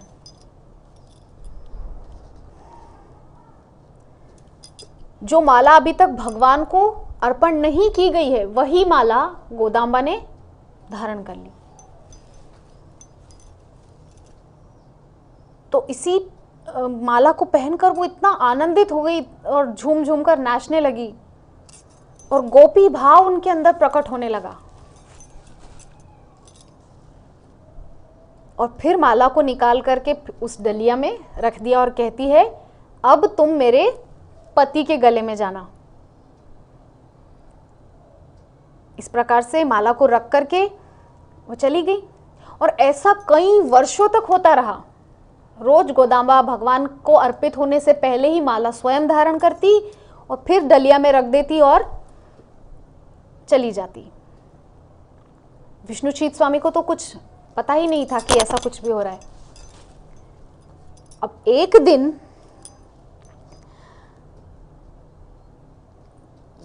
तो जब ऐसा होता था, मतलब जब गोदांबा माला को धारण करती थी, तो भगवान के मुखमंडल पे एक अजीब सी मुस्कुराहट देखने को मिलती थी और मंदिर में बहुत सुंदर सुगंध फैल जाती थी, अद्भुत प्रकाश फैल जाता था। कोई समझ नहीं पा रहा था कि आखिर ये सब क्या चल रहा है, किंतु किसी को पता नहीं था कि इसके पीछे कारण क्या है। यद्यपि ऐसा हम सबको नहीं करना चाहिए, ये तो लक्ष्मी जी का अवतार है, क्योंकि पहले भी हम चर्चा किए कुछ देर पहले कि भगवान का जो निर्माल्य होता है उसका अपमान नहीं करना चाहिए। और उसका दंड कितना बड़ा इंद्र को भोगना पड़ा, वो आज भी श्रीहीन है। आज भी इंद्र श्रीहीन है भगवान के निर्माल्य का अपमान करने के कारण से। और भगवान के निर्माल्य का जो अपमान करने से क्या फल होता है, उससे जुड़ी एक कथा है, उस पर हम थोड़ी चर्चा करें। कि एक बार शिवजी का एक बहुत प्रेमी भक्त था, किंतु चोर था। उस भक्त ने शिवजी के लिए शिव महिम्न स्तोत्र का निर्माण किया था स्वयं। यद्यपि वो चोर था, किंतु चोरी किसी भौतिक वस्तु की नहीं करता था। वो राजा के बगीचे से जाकर बेलपत्र चुराता था। रोज प्रातःकाल जाकर के बेलपत्र सब लेकर के शिवजी को समर्पित करता था। राजा को जैसे ही ये पता चला, राजा बहुत क्रोधित हुआ और शिव महिम्न स्तोत्र का जिसने निर्माण किया था, वो चोर, उसने शिवजी को बेलपत्र चढ़ा के शिवजी से वरदान में अंतर ध्यान होने की एक विद्या प्राप्त कर ली थी। शिवजी ने उसके बेलपत्र से प्रसन्न हो गए थे। रोज बेलपत्र शिवजी को अर्पित करता था, जिससे शिवजी ने उसको अंतर ध्यान, गायब होने की एक विद्या प्रदान की थी। अब रोज वो आता, उसको पकड़ने के प्रयास किए जाते, किंतु अंतर ध्यान हो जाता। अब एक दिन राजा ने, मतलब बहुत वर्ष बीत गए, राजा बहुत हार गया, कुछ ना कुछ तो करना पड़ेगा, ये रोज सारे बेलपत्र चुरा के ले जाता है, हमको तो कुछ बेलपत्र मिलते नहीं शिवजी की आराधना करने के लिए। तो राजा ने थक हार कर एक योजना बनाई। राजा ने क्या किया कि अपने सारे सेवकों को आदेश दिया कि आप सब जाइए और जाकर के शिवजी के मंदिर में जितना भी पुष्प, माला, बेलपत्र इत्यादि जो उनको अर्पित है, वो सब लेकर आइए और पूरे बगीचे की जमीन पर बिछा दीजिए। तो जब वो आएगा, देखेगा भगवान का निर्माल्य है और उस पर पांव रखने से उसकी वो विद्या कार्य नहीं करेगी, अंतर ध्यान होने की। सोचिए आप, निर्माल्य का क्या महत्व है। पांव रखने से बड़ी बड़ी विद्याएं भी धराशायी हो जाती हैं। अब राजा ने योजना बनाई, इधर राजा मुस्कुरा रहे हैं कि आओ बेटा, अब तुम आओ, तुमको आज तो हम पकड़ ही लेंगे। तो चोर आया, वो भी मुस्कुरा रहा है, हाँ हाँ, आज तक तो पकड़ नहीं पाए, आज पकड़ लोगे। तो वो भी बड़ी मस्ती में चला जा रहा है और जाकर के बेलपत्र तोड़ने लगा। इधर से सब सैनिक जाकर के उसको पकड़ने लगे। उसने देखा कि आज ये बगीचे में क्या पुष्प ही पुष्प, बेलपत्र, पत्ते इत्यादि, उसको संभावना लगने लगी कि ये हो ना हो ये भगवान का निर्माल्य है। अब सैनिक उसके निकट आ गया और उसने जैसे ही अंतर्ध्यान होने की वो विद्या का जो मंत्र था वो बोला, किंतु वो अंतर्ध्यान नहीं हो पा रहा था। उसने बहुत प्रयास किया, किंतु निर्माल्य का अपमान होने की वजह से उसकी वो विद्या कार्य नहीं कर पाई। लेकिन उधर से राजा चला आ रहा है तलवार लेकर हाथ में, मुस्कुराता हुआ, बोले आज तो तुमको हम छोड़ने ही नहीं वाले, आज तो तुमको मृत्यु दंड हम देकर ही रहेंगे। तब उसने आंख बंद करके शिवजी से प्रार्थना की कि हे भगवान, मैं कोई भौतिक चीजें तो चुराता नहीं हूं, मैं किसी को कष्ट देने का तो कार्य करता नहीं हूं, मैं तो सिर्फ आपकी ही पूजा सेवा के लिए यहां से कुछ बेलपत्र चोरी करता हूं, इस पर भी मुझे इतना कड़ा दंड मिलेगा, मृत्यु दंड। तब उसके ध्यान में शिवजी आए और बोले कि तुम शिव महिम्न स्तोत्र का पाठ करो और तुम्हारी सारी विद्या पुनः लौट आएगी तुम्हारे पास, जो चली गई अंतर्धान होने की विद्या। तो उसने तुरंत शिव महिम्न स्तोत्र का पाठ करना शुरू किया। अंतिम श्लोक बोलते बोलते राजा उसके नजदीक आया और अंतिम श्लोक बोलते ही वो फिर से अंतर्ध्यान हो गया। राजा फिर देखता रह गया। तो इस पूरी कहानी के जरिए हमको जो शिक्षा लेनी वो ये है कि भगवान के निर्माल्य का हमको अपमान नहीं करना चाहिए और यथासंभव केवल पुष्पों को ही हमको गंगा जी या जो भी पवित्र नदियां हैं उनमें प्रवाहित करना चाहिए। धागा हमको संभाल कर रख लेना चाहिए, धागा हमको विसर्जित नहीं करना चाहिए, या हो सके तो पुष्प ही समर्पित करें। माला ना भी हो तो चलेगा, अपने घर के भगवान को तो आप केवल पुष्प ही अर्पित कर सकते हैं। ठीक है, तो इस प्रकार से हम चर्चा कर रहे थे गोदांबा देवी की। तो गोदांबा इसी प्रकार से रोज वर्षों तक इस प्रकार करती रही और भगवान श्री रंगनाथ को जो माला समर्पित की जानी होती थी उसको पहले ही वो पहनकर धारण करके उसको अपनी प्रसादी कर देती थी, क्योंकि माला भी प्रसादी हो जाती है। अब जैसे कोई हमसे वरिष्ठ है उसको हम अपनी माला नहीं दे सकते क्योंकि वो हमसे वरिष्ठ है, किंतु वो वरिष्ठ हमको अपनी माला दे तो ये उचित है। तो इस प्रकार से गोदांबा नित्य ऐसा करती रही। एक दिन विष्णुचित स्वामी ने ये सारा घटनाक्रम देख लिया।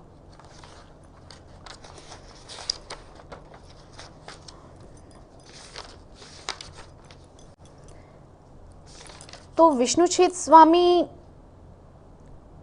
क्योंकि गोदांबा इतनी रास के भाव में चली गई, गोपी भाव में इतना निमग्न हो गई माला को धारण करके कि उनको ध्यान ही नहीं रहा कि पिताश्री आने वाले हैं।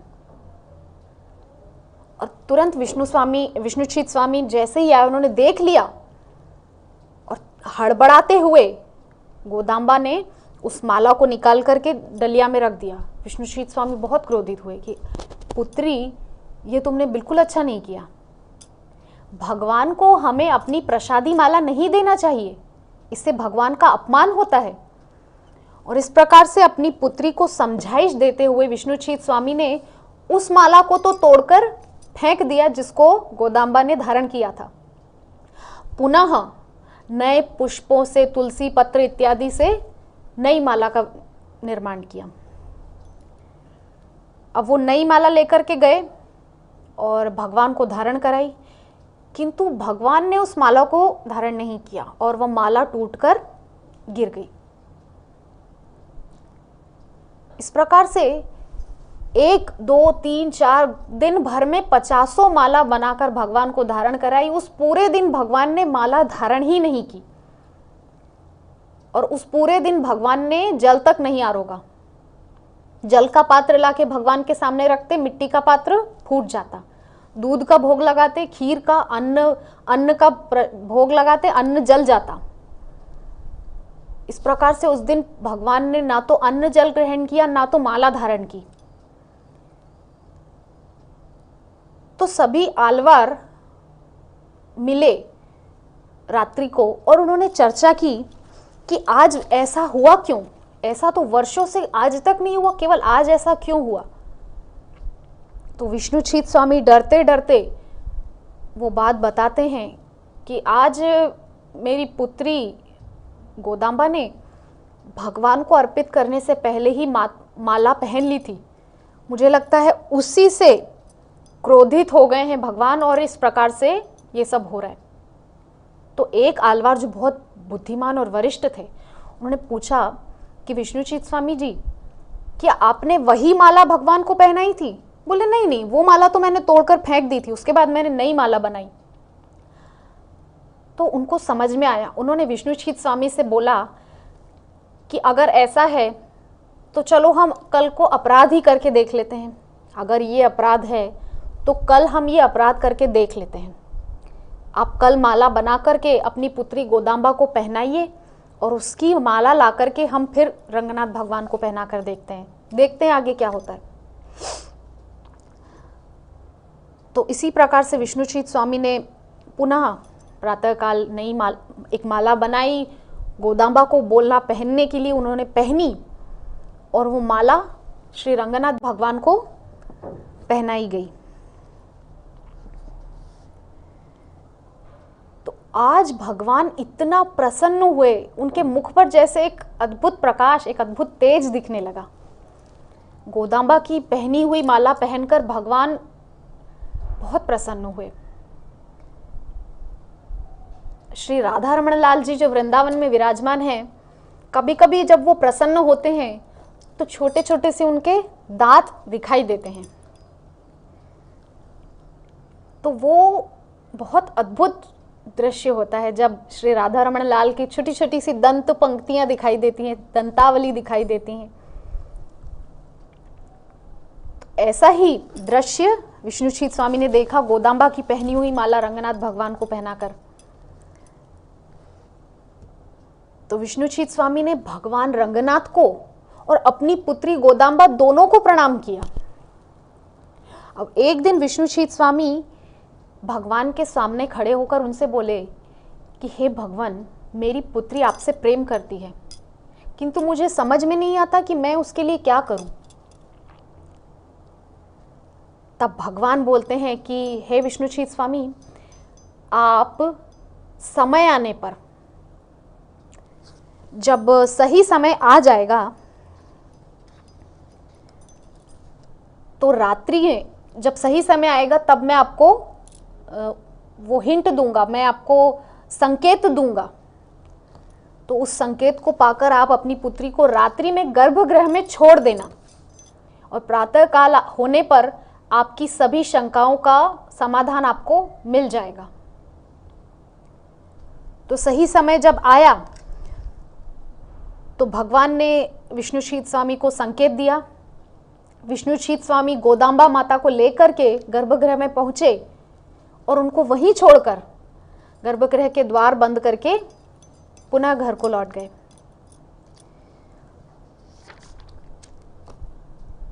तो जब गर्भगृह के द्वार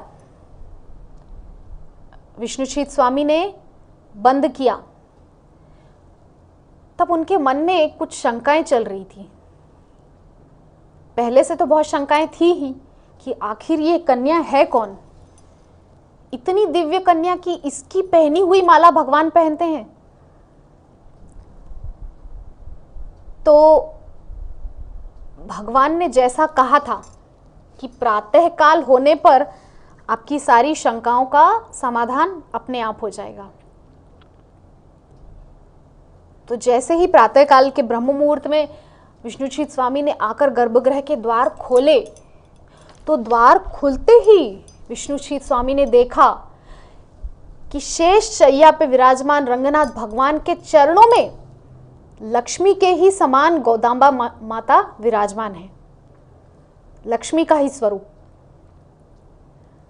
और चरण सेवा कर रही हैं।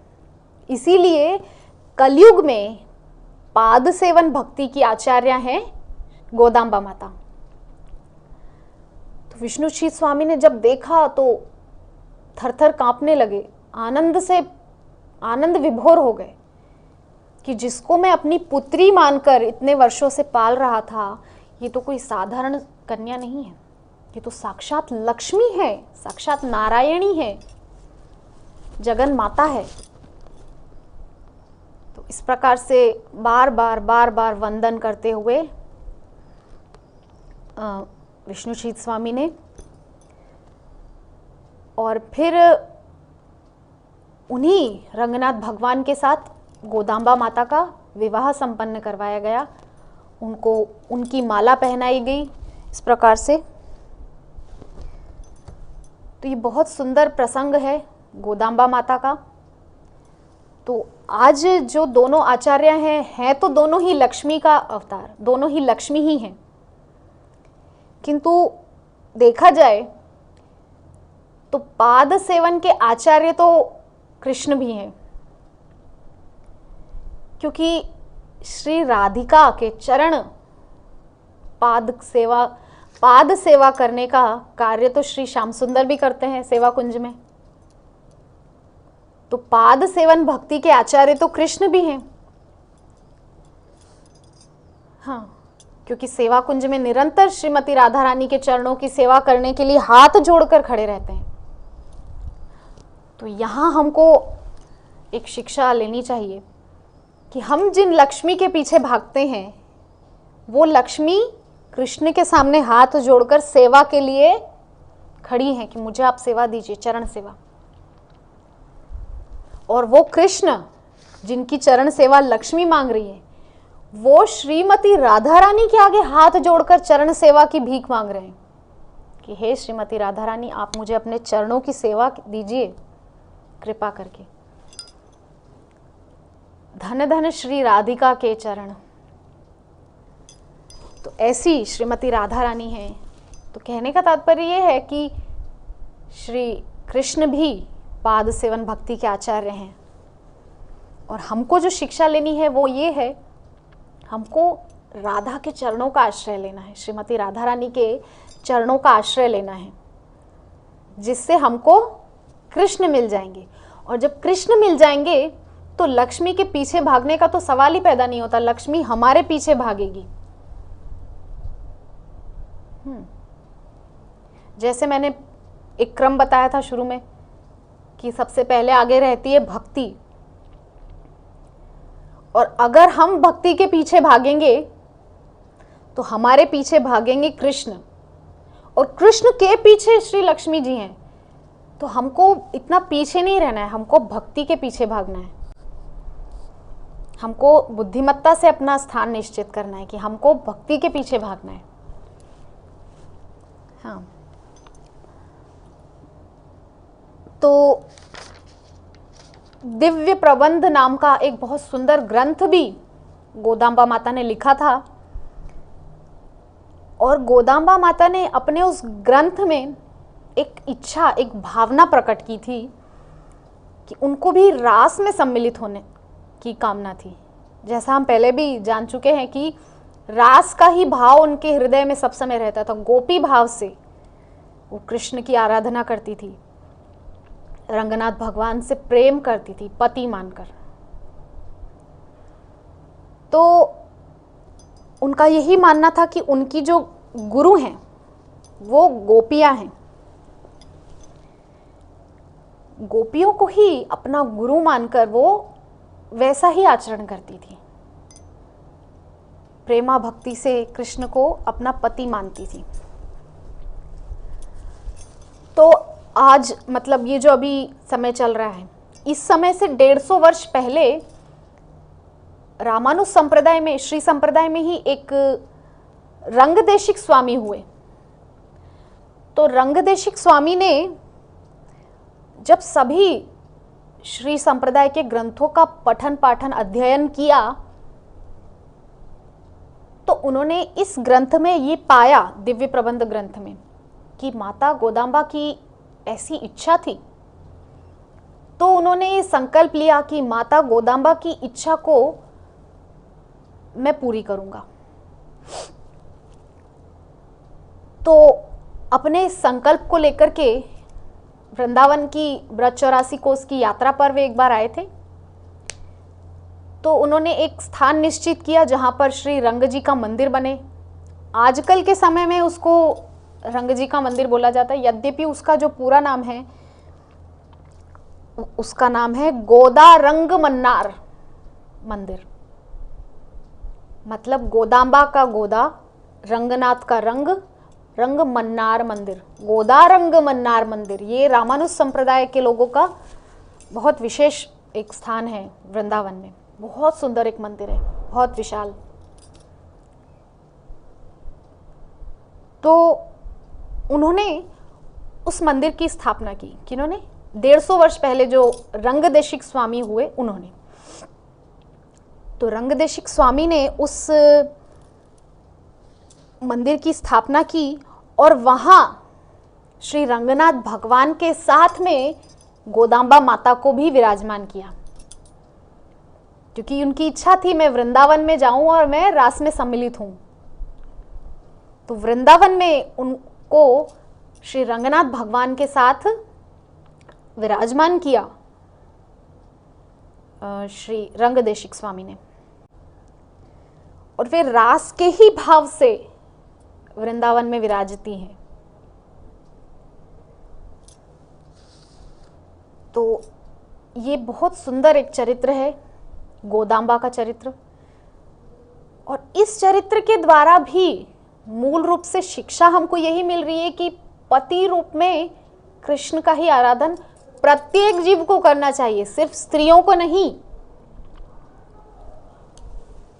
स्त्री पुरुष सबके पति कृष्ण ही हैं और सबको कृष्ण आराधन ही करना चाहिए, पति रूप से कृष्ण का ही आराधन करना चाहिए।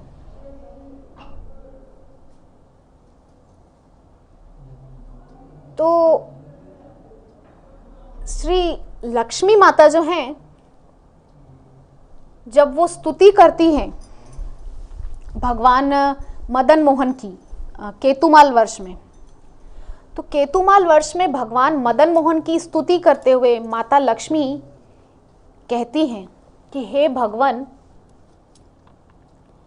कुछ चीज़ें ऐसी हैं जो अगर किसी प्राणी में हो संसार में और अगर ये अवगुण अगर नारायण में भी आ जाए तो लक्ष्मी जी नारायण का भी परित्याग कर सकती हैं। तो कौन कौन से वो अवगुण हैं जिनके कारण लक्ष्मी जी हमारा परित्याग कर सकती हैं? तो पहला है कि जिनके वस्त्र मैले होते हैं, जो लोग गंदे मैले से कपड़े पहनते हैं, जिनके वस्त्र साफ सुथरे नहीं होते, माता लक्ष्मी उनका परित्याग कर देती है। दूसरा, माता लक्ष्मी कह रही है कि जिनके वस्त्रों से दुर्गंध आती हो, माता लक्ष्मी ऐसे लोगों का भी परित्याग कर देती है। तीसरा कह रहे हैं कि जिनका मुख मलिन हो, मतलब दंत जिनके मलिन हो, मुख से दुर्गंध आती हो, ऐसे लोगों का भी माता लक्ष्मी परित्याग कर देती है। और जो बात बात पर गाली देते हैं, अपशब्द बोलते हैं, कष्टदायक शब्द बोलते हैं, उन लोगों का भी माता लक्ष्मी परित्याग कर देती है। तो माता लक्ष्मी मदन मोहन भगवान की आराधना करते हुए जो स्तुतियां गाती हैं, उन स्तुतियों के माध्यम से वो हम सबको शिक्षा दे रही हैं। तो ये जो गुण हैं, ये जो अवगुण हैं, ये अगर नारायण के अंदर भी आ जाएं तो माता लक्ष्मी उनका भी परित्याग कर सकती है। तो हमें जो लोग लक्ष्मी के पीछे भागते हैं, सबसे पहले उनको अपने अंदर से ये सारे दुर्गुण हटाने चाहिए। जो माता लक्ष्मी बोल रही क्या कि वस्त्र मैले नहीं होने चाहिए, वस्त्रों से दुर्गंध नहीं आनी चाहिए, मुख से दुर्गंध नहीं आनी चाहिए, मुख दंत शुद्ध स्वच्छ होना चाहिए, और मृदुभाषी होना चाहिए, मीठा बोलने वाला होना चाहिए। कटु भाषी लोगों के पास माता लक्ष्मी नहीं रहती, उनका परित्याग कर देती। तो ये सारी शिक्षाएं माता लक्ष्मी यहाँ पर देना चाह रही हैं।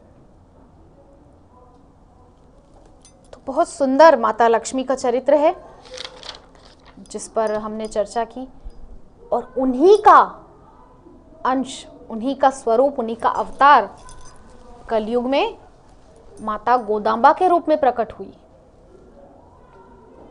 और उस रूप में भी भगवान को पति रूप में प्राप्त किया, श्री रंगनाथ भगवान को। तो बहुत सुंदर ये रामानुज संप्रदाय की परंपरा है जिसमें ये बहुत महान देवी गोदांबा हुई, और ऐसी गोदांबा माता के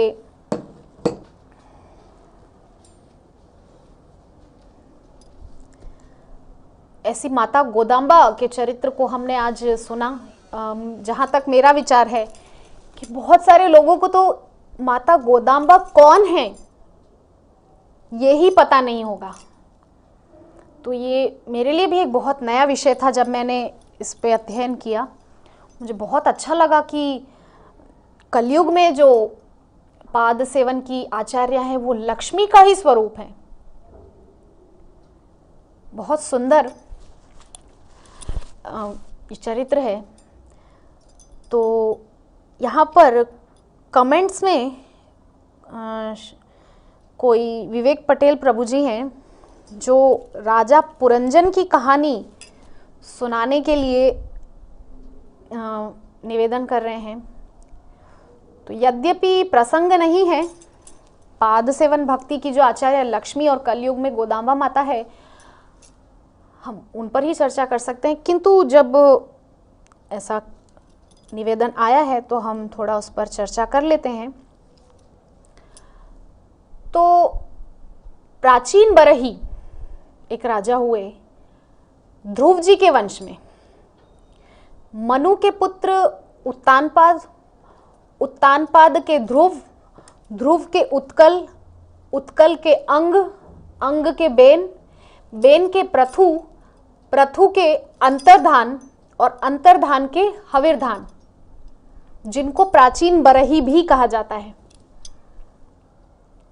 तो ऐसे प्राचीन बरही राजा वैसे तो बहुत धर्मात्मा थे, किंतु पशु बलि, यज्ञ में पशु बलि दिया करते थे। तो एक बार श्री नारद जी महाराज उनके पास आए और बहुत बहुत अच्छा उनको शिक्षा देने लगे कि हे राजन,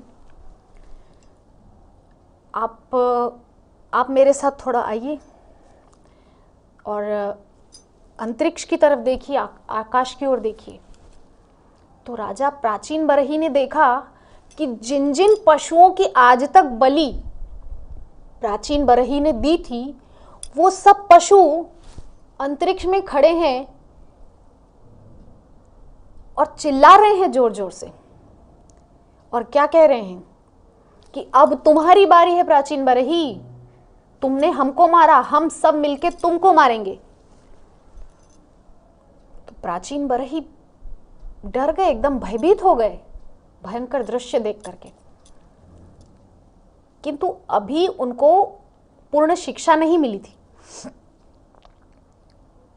तो यद्यपि प्रसंग मुझे अभी ठीक से स्मरण नहीं है क्योंकि इस पे मैंने उतना अध्ययन नहीं किया है, फिर भी मैं यथाशक्ति बताने की कोशिश करती हूँ। तो वहां पर प्राचीन बरही को श्री नारद जी महाराज एक बहुत सुंदर पुरंजनोपाख्यान सुनाते हैं कि हे राजन, एक अविज्ञात था और उसका मित्र था पुरंजन। अविज्ञात और पुरंजन दोनों अंतरिक्ष में टहल रहे थे, सैर कर रहे थे। तो पुरंजन ने जैसे ही पृथ्वी की ओर देखा तो तुरंत अविज्ञात से बोले कि मुझे तो वहां जाना है और तुम भी चलो। तो अविज्ञात ने बोला भैया हम तो कहीं नहीं जाएंगे, हम तो यहीं अच्छे हैं। लेकिन पुरंजन ने कहा, बोले ठीक है तब मैं अकेला ही जाता हूं। तो अविज्ञात ने बोला कि जल्दी लौट आना, बोले बिल्कुल, मैं बस थोड़ी देर में देखकर वापस आ जाऊंगा। तो इस प्रकार से पुरंजन, जो पुरंजन थे वो अपने मित्र अविज्ञात को छोड़कर के पृथ्वीलोक पर आ गए।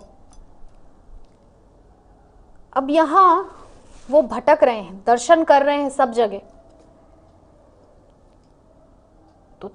तो इस प्रकार से उन्होंने जब देखा, बहुत सारे नगरों का भ्रमण किया, 83,99,999 नगरों का दर्शन करके उनको शांति नहीं मिली। फिर एक नगर उन्होंने देखा, 9 द्वारों वाला नगर, और उस नगर में एक कन्या रहती थी। और उस कन्या ने जब पुरंजन को देखा तो तुरंत दोनों के बीच में विवाह के विषय में चर्चा होने लगी। तो पुरंजन ने उससे पूछा, देवी आपका नाम क्या है? बोले मेरा कोई नाम नहीं है। बोले ठीक है, मैं पुरंजन, आज से आप पुरंजनी। और इस प्रकार से उस देवी से विवाह करके पुरंजन वहां रहने लगा। सब भूल गया कि अपने मित्र अविज्ञात को वचन देके आया था कि मैं लौट आऊंगा समय पर। यहां पुरंजन घर गृहस्थी में उलझ गए, घर परिवार बच्चे इत्यादि सब में उलझ गए। तब कुछ समय पश्चात वृद्धावस्था का वहां पर भागवतम में बहुत सुंदर इसको कुछ प्रतीकात्मक रूप से बताया, मुझे इस समय वो स्मरण नहीं आ रहा है। तो जरा नाम की राक्षसी का उस नगर पर आक्रमण होता है। तो आक्रमण करके जो पुरंजनी है, आक्रमण होने से वो पुरंजनी मर जाती है। अब जो पुरंजन है अपनी स्त्री का ध्यान करते करते रहता है, तो जब वो शरीर त्यागता है तो वो स्त्री के ही शरीर में जाता है। तो यहाँ हमको एक शिक्षा लेनी है। भगवद गीता में भी भगवान बोल रहे हैं कि यम यम वापी स्मरण भाव त्यजत्यंती कलेवरम, कि जो जो भाव रखते हुए हम अपना ये शरीर त्यागते हैं, नेक्स्ट बर्थ, अगला जन्म हमें उसके अकॉर्डिंग, उसी के अनुसार मिलेगा। तो पुरंजन जब शरीर त्यागता है तो अपनी स्त्री का चिंतन, पुरंजनी का चिंतन करते हुए त्यागा था। अब अगला जन्म उसको एक स्त्री का ही मिलता है। तो एक प्रदेश के बहुत महान राजा थे, बहुत धर्मावलंबी थे, बहुत धर्म का पालन करने वाले थे। तो उनकी पतिव्रता सती नारी पुरंजन हुआ अगले जन्म में। अब कुछ समय बहुत अच्छा गृहस्थी चल रही थी, बहुत पतिव्रता नारी थी, सती नारी थी। अब समय आने पर उसके पति का शरीर छूट गया। तो पति का शरीर छूटने पर पति की जब दाह संस्कार हो रहा था तो सती होने लगी। पति की जो अर्थी पर साथ में ही वो अग्नि संस्कार में सती होने लगी। तो सती होने के लिए बैठ ही रही थी तो उधर से दौड़ते हुए आ गए कौन? अविज्ञात। और अविज्ञात आकर के बोलते हैं, अरे मित्र ये क्या कर रहे हो? तो वो जो पतिव्रता स्त्री है, अरे मैं पतिव्रता सती नारी, आप मुझे अपना मित्र कह रहे हैं, ये कहाँ की बात हुई? बोले भूल गए, मैं वो अविज्ञात तुम्हारा मित्र, तुम पुरंजन। मुझसे बोलकर वहां से निकले थे कि बस मैं कुछ ही देर में भ्रमण करके लौट आऊंगा। कितने कितने युग बीत गए, तुम अभी तक लौट कर नहीं आए, मैं तुम्हारी प्रतीक्षा कर रहा था। तब बहुत समझाने के बाद पुरंजन को सब कुछ याद आया। तो इस पूरे प्रसंग से हमको जो शिक्षा लेनी है वो ये है कि जो अविज्ञात है वो है कृष्ण, और जो पुरंजन है वो हम सब हैं। हम सब जीव पुरंजन हैं और हम सब अपनी ही मूर्खता के फलस्वरूप इस पृथ्वी लोक पर आते हैं, भगवान से दूर। भगवान हमको बहुत रोकते हैं, अरे मत जाओ, भटक जाओगे, परेशान हो जाओगे, लौट के नहीं आ पाओगे। लेकिन हम हठपूर्वक जिद करके हम अपने उस चिर साथी को, जो हमारे चिर साथी हैं, जन्म जन्म के जो साथी हैं कृष्ण, उनको छोड़ के हम पृथ्वी लोक पर आ जाते हैं। पृथ्वी लोक पर आते हैं तो 83,99,999 शहर भ्रमण करते हैं, अर्थात शांति नहीं मिलती। तो 83,99,999 योनियों में भटकते हुए हमको शांति नहीं मिलती, अशांत रहते हैं। किंतु अंतिम योनि, इस मानव शरीर, क्या बता रहे हैं उसमें, अंतिम जो उसको शहर दिखता है वो 9 द्वारों का, ये 9 द्वारों का शरीर, अंतिम नगर जो उसको बहुत आकर्षित करता है, ये मानव शरीर। किंतु इस 9 द्वारों के नगर में आकर भी पुरंजन अटक जाता है, फंस जाता है गृहस्थी में, उस अपनी सुंदर पत्नी के जंजाल में, बच्चों को संभालने, गृहस्थी को चलाने के जंजाल में फंस जाता है और सब भूल जाता है। समय आने पर वृद्धावस्था का आक्रमण होता है, मृत्यु आती है और पत्नी का स्मरण करते करते अगला जन्म स्त्री का ही पाता है। और ऐसा ही सब क्रम चलता रहता है। फिर किसी की याद में शरीर छोड़ेगा, फिर कुत्ता बनेगा, फिर बिल्ली बनेगा, फिर वो ही क्रम चलता रहता है। किंतु वो अविज्ञात जब आते हैं लेने, उसका मतलब ये जो संत हमारे जीवन में आते हैं, ये हमको जगाने के लिए आते हैं। हम सब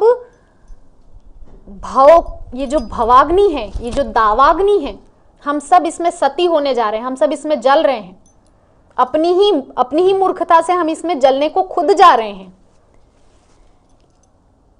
भौतिक जंजालों में जलने के लिए हम स्वयं जा रहे हैं अपनी स्वेच्छा से। किंतु अविज्ञात कोई संत अविज्ञात रूप में हमारे जीवन में आ जाता है और हमको जगाता है, अरे ये क्या कर रहे हो, this is not your real space, this is not your real place, ये तुम्हारी सही जगह नहीं है, दिस इज नॉट यू, तुम ये शरीर नहीं हो, तुम तो आत्मा हो, तुम तो पुरंजन हो। हाँ, तो संत आकर के हमको जगाते हैं और हमको जगा करके पुनः हमारे धाम, हमारे घर हमको भेजते हैं। तो ये जो संत हैं, ये भगवान को इतने प्रिय क्यों होते हैं, एक उदाहरण से हम समझें कि मान लीजिए किसी मेले में एक पिता अपने छोटे से बालक को लेकर घूमने गया है। चलते चलते भीड़ में अचानक उसका हाथ उसके पुत्र के हाथ से छूट गया और पुत्र कहीं और है, पिता कहीं और है। किंतु कोई भला मानुष उसके पुत्र को लेकर के उसके पिता तक पहुंचा देता है। तो वो जो भला मानुष है, वो उस पिता को अच्छा लगेगा कि नहीं? तुमने मेरे बिछड़े हुए पुत्र से मुझे मिला दिया, तुम तो मेरे लिए साक्षात भगवान की तरह हो, पूज्य हो। तो इसीलिए ये जो संत है ना, भगवान को उनकी बिछड़ी हुई संतानों से वापस मिलाते हैं। उनकी बिछड़ी हुई भूली भटकी संतानों को यहां से वापस ले जाते हैं। अरे चलो, तुम्हारे पिताश्री वहां कब से प्रतीक्षा कर रहे हैं तुम्हारी, युग युग बीत गए। तो ये कार्य संत करते हैं। तो संतों का जो स्वभाव है वो नवनीत। गोस्वामी तुलसीदास जी ने तो लिखा है कि संत हृदय नवनीत समाना। संतों का हृदय नवनीत के जैसा होता है। वो नहीं सहन कर पाते। प्रभुपाद ने क्यों इतनी कठोर भाषा में बोला है जगह जगह उन्होंने अपने लेक्चर्स में, प्रवचनों में बोला है कि लोग क्यों नहीं समझ पा रहे हैं इतनी सिंपल सी चीज़ जो हम समझाना चाह रहे हैं। हम जो ये मंदिर बना रहे हैं, इस्कॉन का जो प्रचार प्रसार कर रहे हैं, वो क्यों? क्योंकि हम सब आपको वापस उस चेतना में लाना चाहते हैं कि हम ये नहीं, हम तो यहाँ गलत आ गए, हमको तो वापस अपने घर जाना है। सिर्फ इतना सा याद करवाने के लिए इतना कुछ प्रभुपाद कर गए। किंतु हमको तो वही शाहरुख खान, अमिताभ बच्चन, अजय देवगन अच्छे लगते हैं जो हमको नशा करना सिखाते हैं, जो हमको अपनी मूवीज के द्वारा अलग अलग तरीके से चोरी करना सिखाते हैं, जो हमको भौतिक जंजालों में फंसने के अलग अलग तरीके बताते हैं। हमको तो वही मूर्ख पात्र अच्छे लगते हैं, हमको संत नहीं अच्छे लगते। जो हमको अपना असल स्वरूप दिखाते हैं वो हमको अच्छे नहीं लगते, है ना। हमको तो आज भी हमको अपने पुत्रों को, अपने बेटों को अजय देवगन की तरह या सचिन तेंदुलकर की तरह बनाना है। ठीक है, आप बनाइए, आपको जैसा अपने पुत्रों को बनाना है, किंतु एक बात ध्यान रखिए, ऐसे पुत्र आपको भवसागर से पार लगाने का, ना तो वो खुद पार हो सकते हैं, आपको पार लगाना तो दूर की बात, किंतु यदि आप चाहते हो भवसागर से पार होना तो प्रहलाद जैसे पुत्रों को जन्म दो।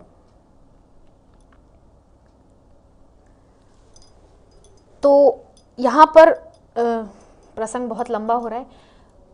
तो जो पुरंजन के माध्यम से श्री नारद जी महाराज समझाना चाह रहे थे प्राचीन बरही को कि हे राजन, ये जो मनुष्य शरीर आपको मिला है ये पशु बलि देने के लिए नहीं मिला है। आप भजन कीजिए और पुनः अपने घर भगवान के पास लौट जाइए। तो इस पूरे पुरंजनोपाख्यान के द्वारा यही शिक्षा श्री नारद जी महाराज प्राचीन बरही राजा को देना चाह रहे थे।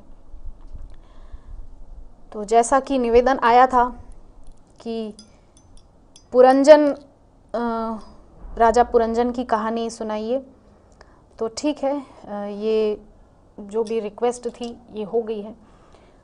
तो आज हमने चर्चा की पाद सेवन भक्ति की आचार्य माता लक्ष्मी और कलयुग में पाद सेवन की आचार्य माता गोदांबा, लक्ष्मी का ही स्वरूप, उनके जीवन पर हमने चर्चा की। तो इसके साथ ही चतुर्थ दिवस की पाद सेवन भक्ति के इस कार्यक्रम को हम यहीं विश्राम देते हैं। कल पुनः पंचम भक्ति, अर्चनम भक्ति के साथ आपके मध्य उपस्थित होंगे। तब तक के लिए हरे कृष्ण। वांछा कल्पतरुभ्यश्च कृपा सिंधुभ्य एव च पतितानां पावनेभ्यो वैष्णवेभ्यो नमो नमः। हरे कृष्ण कृष्ण कृष्ण हरे हरे, हरे राम राम राम हरे हरे। हरे कृष्ण।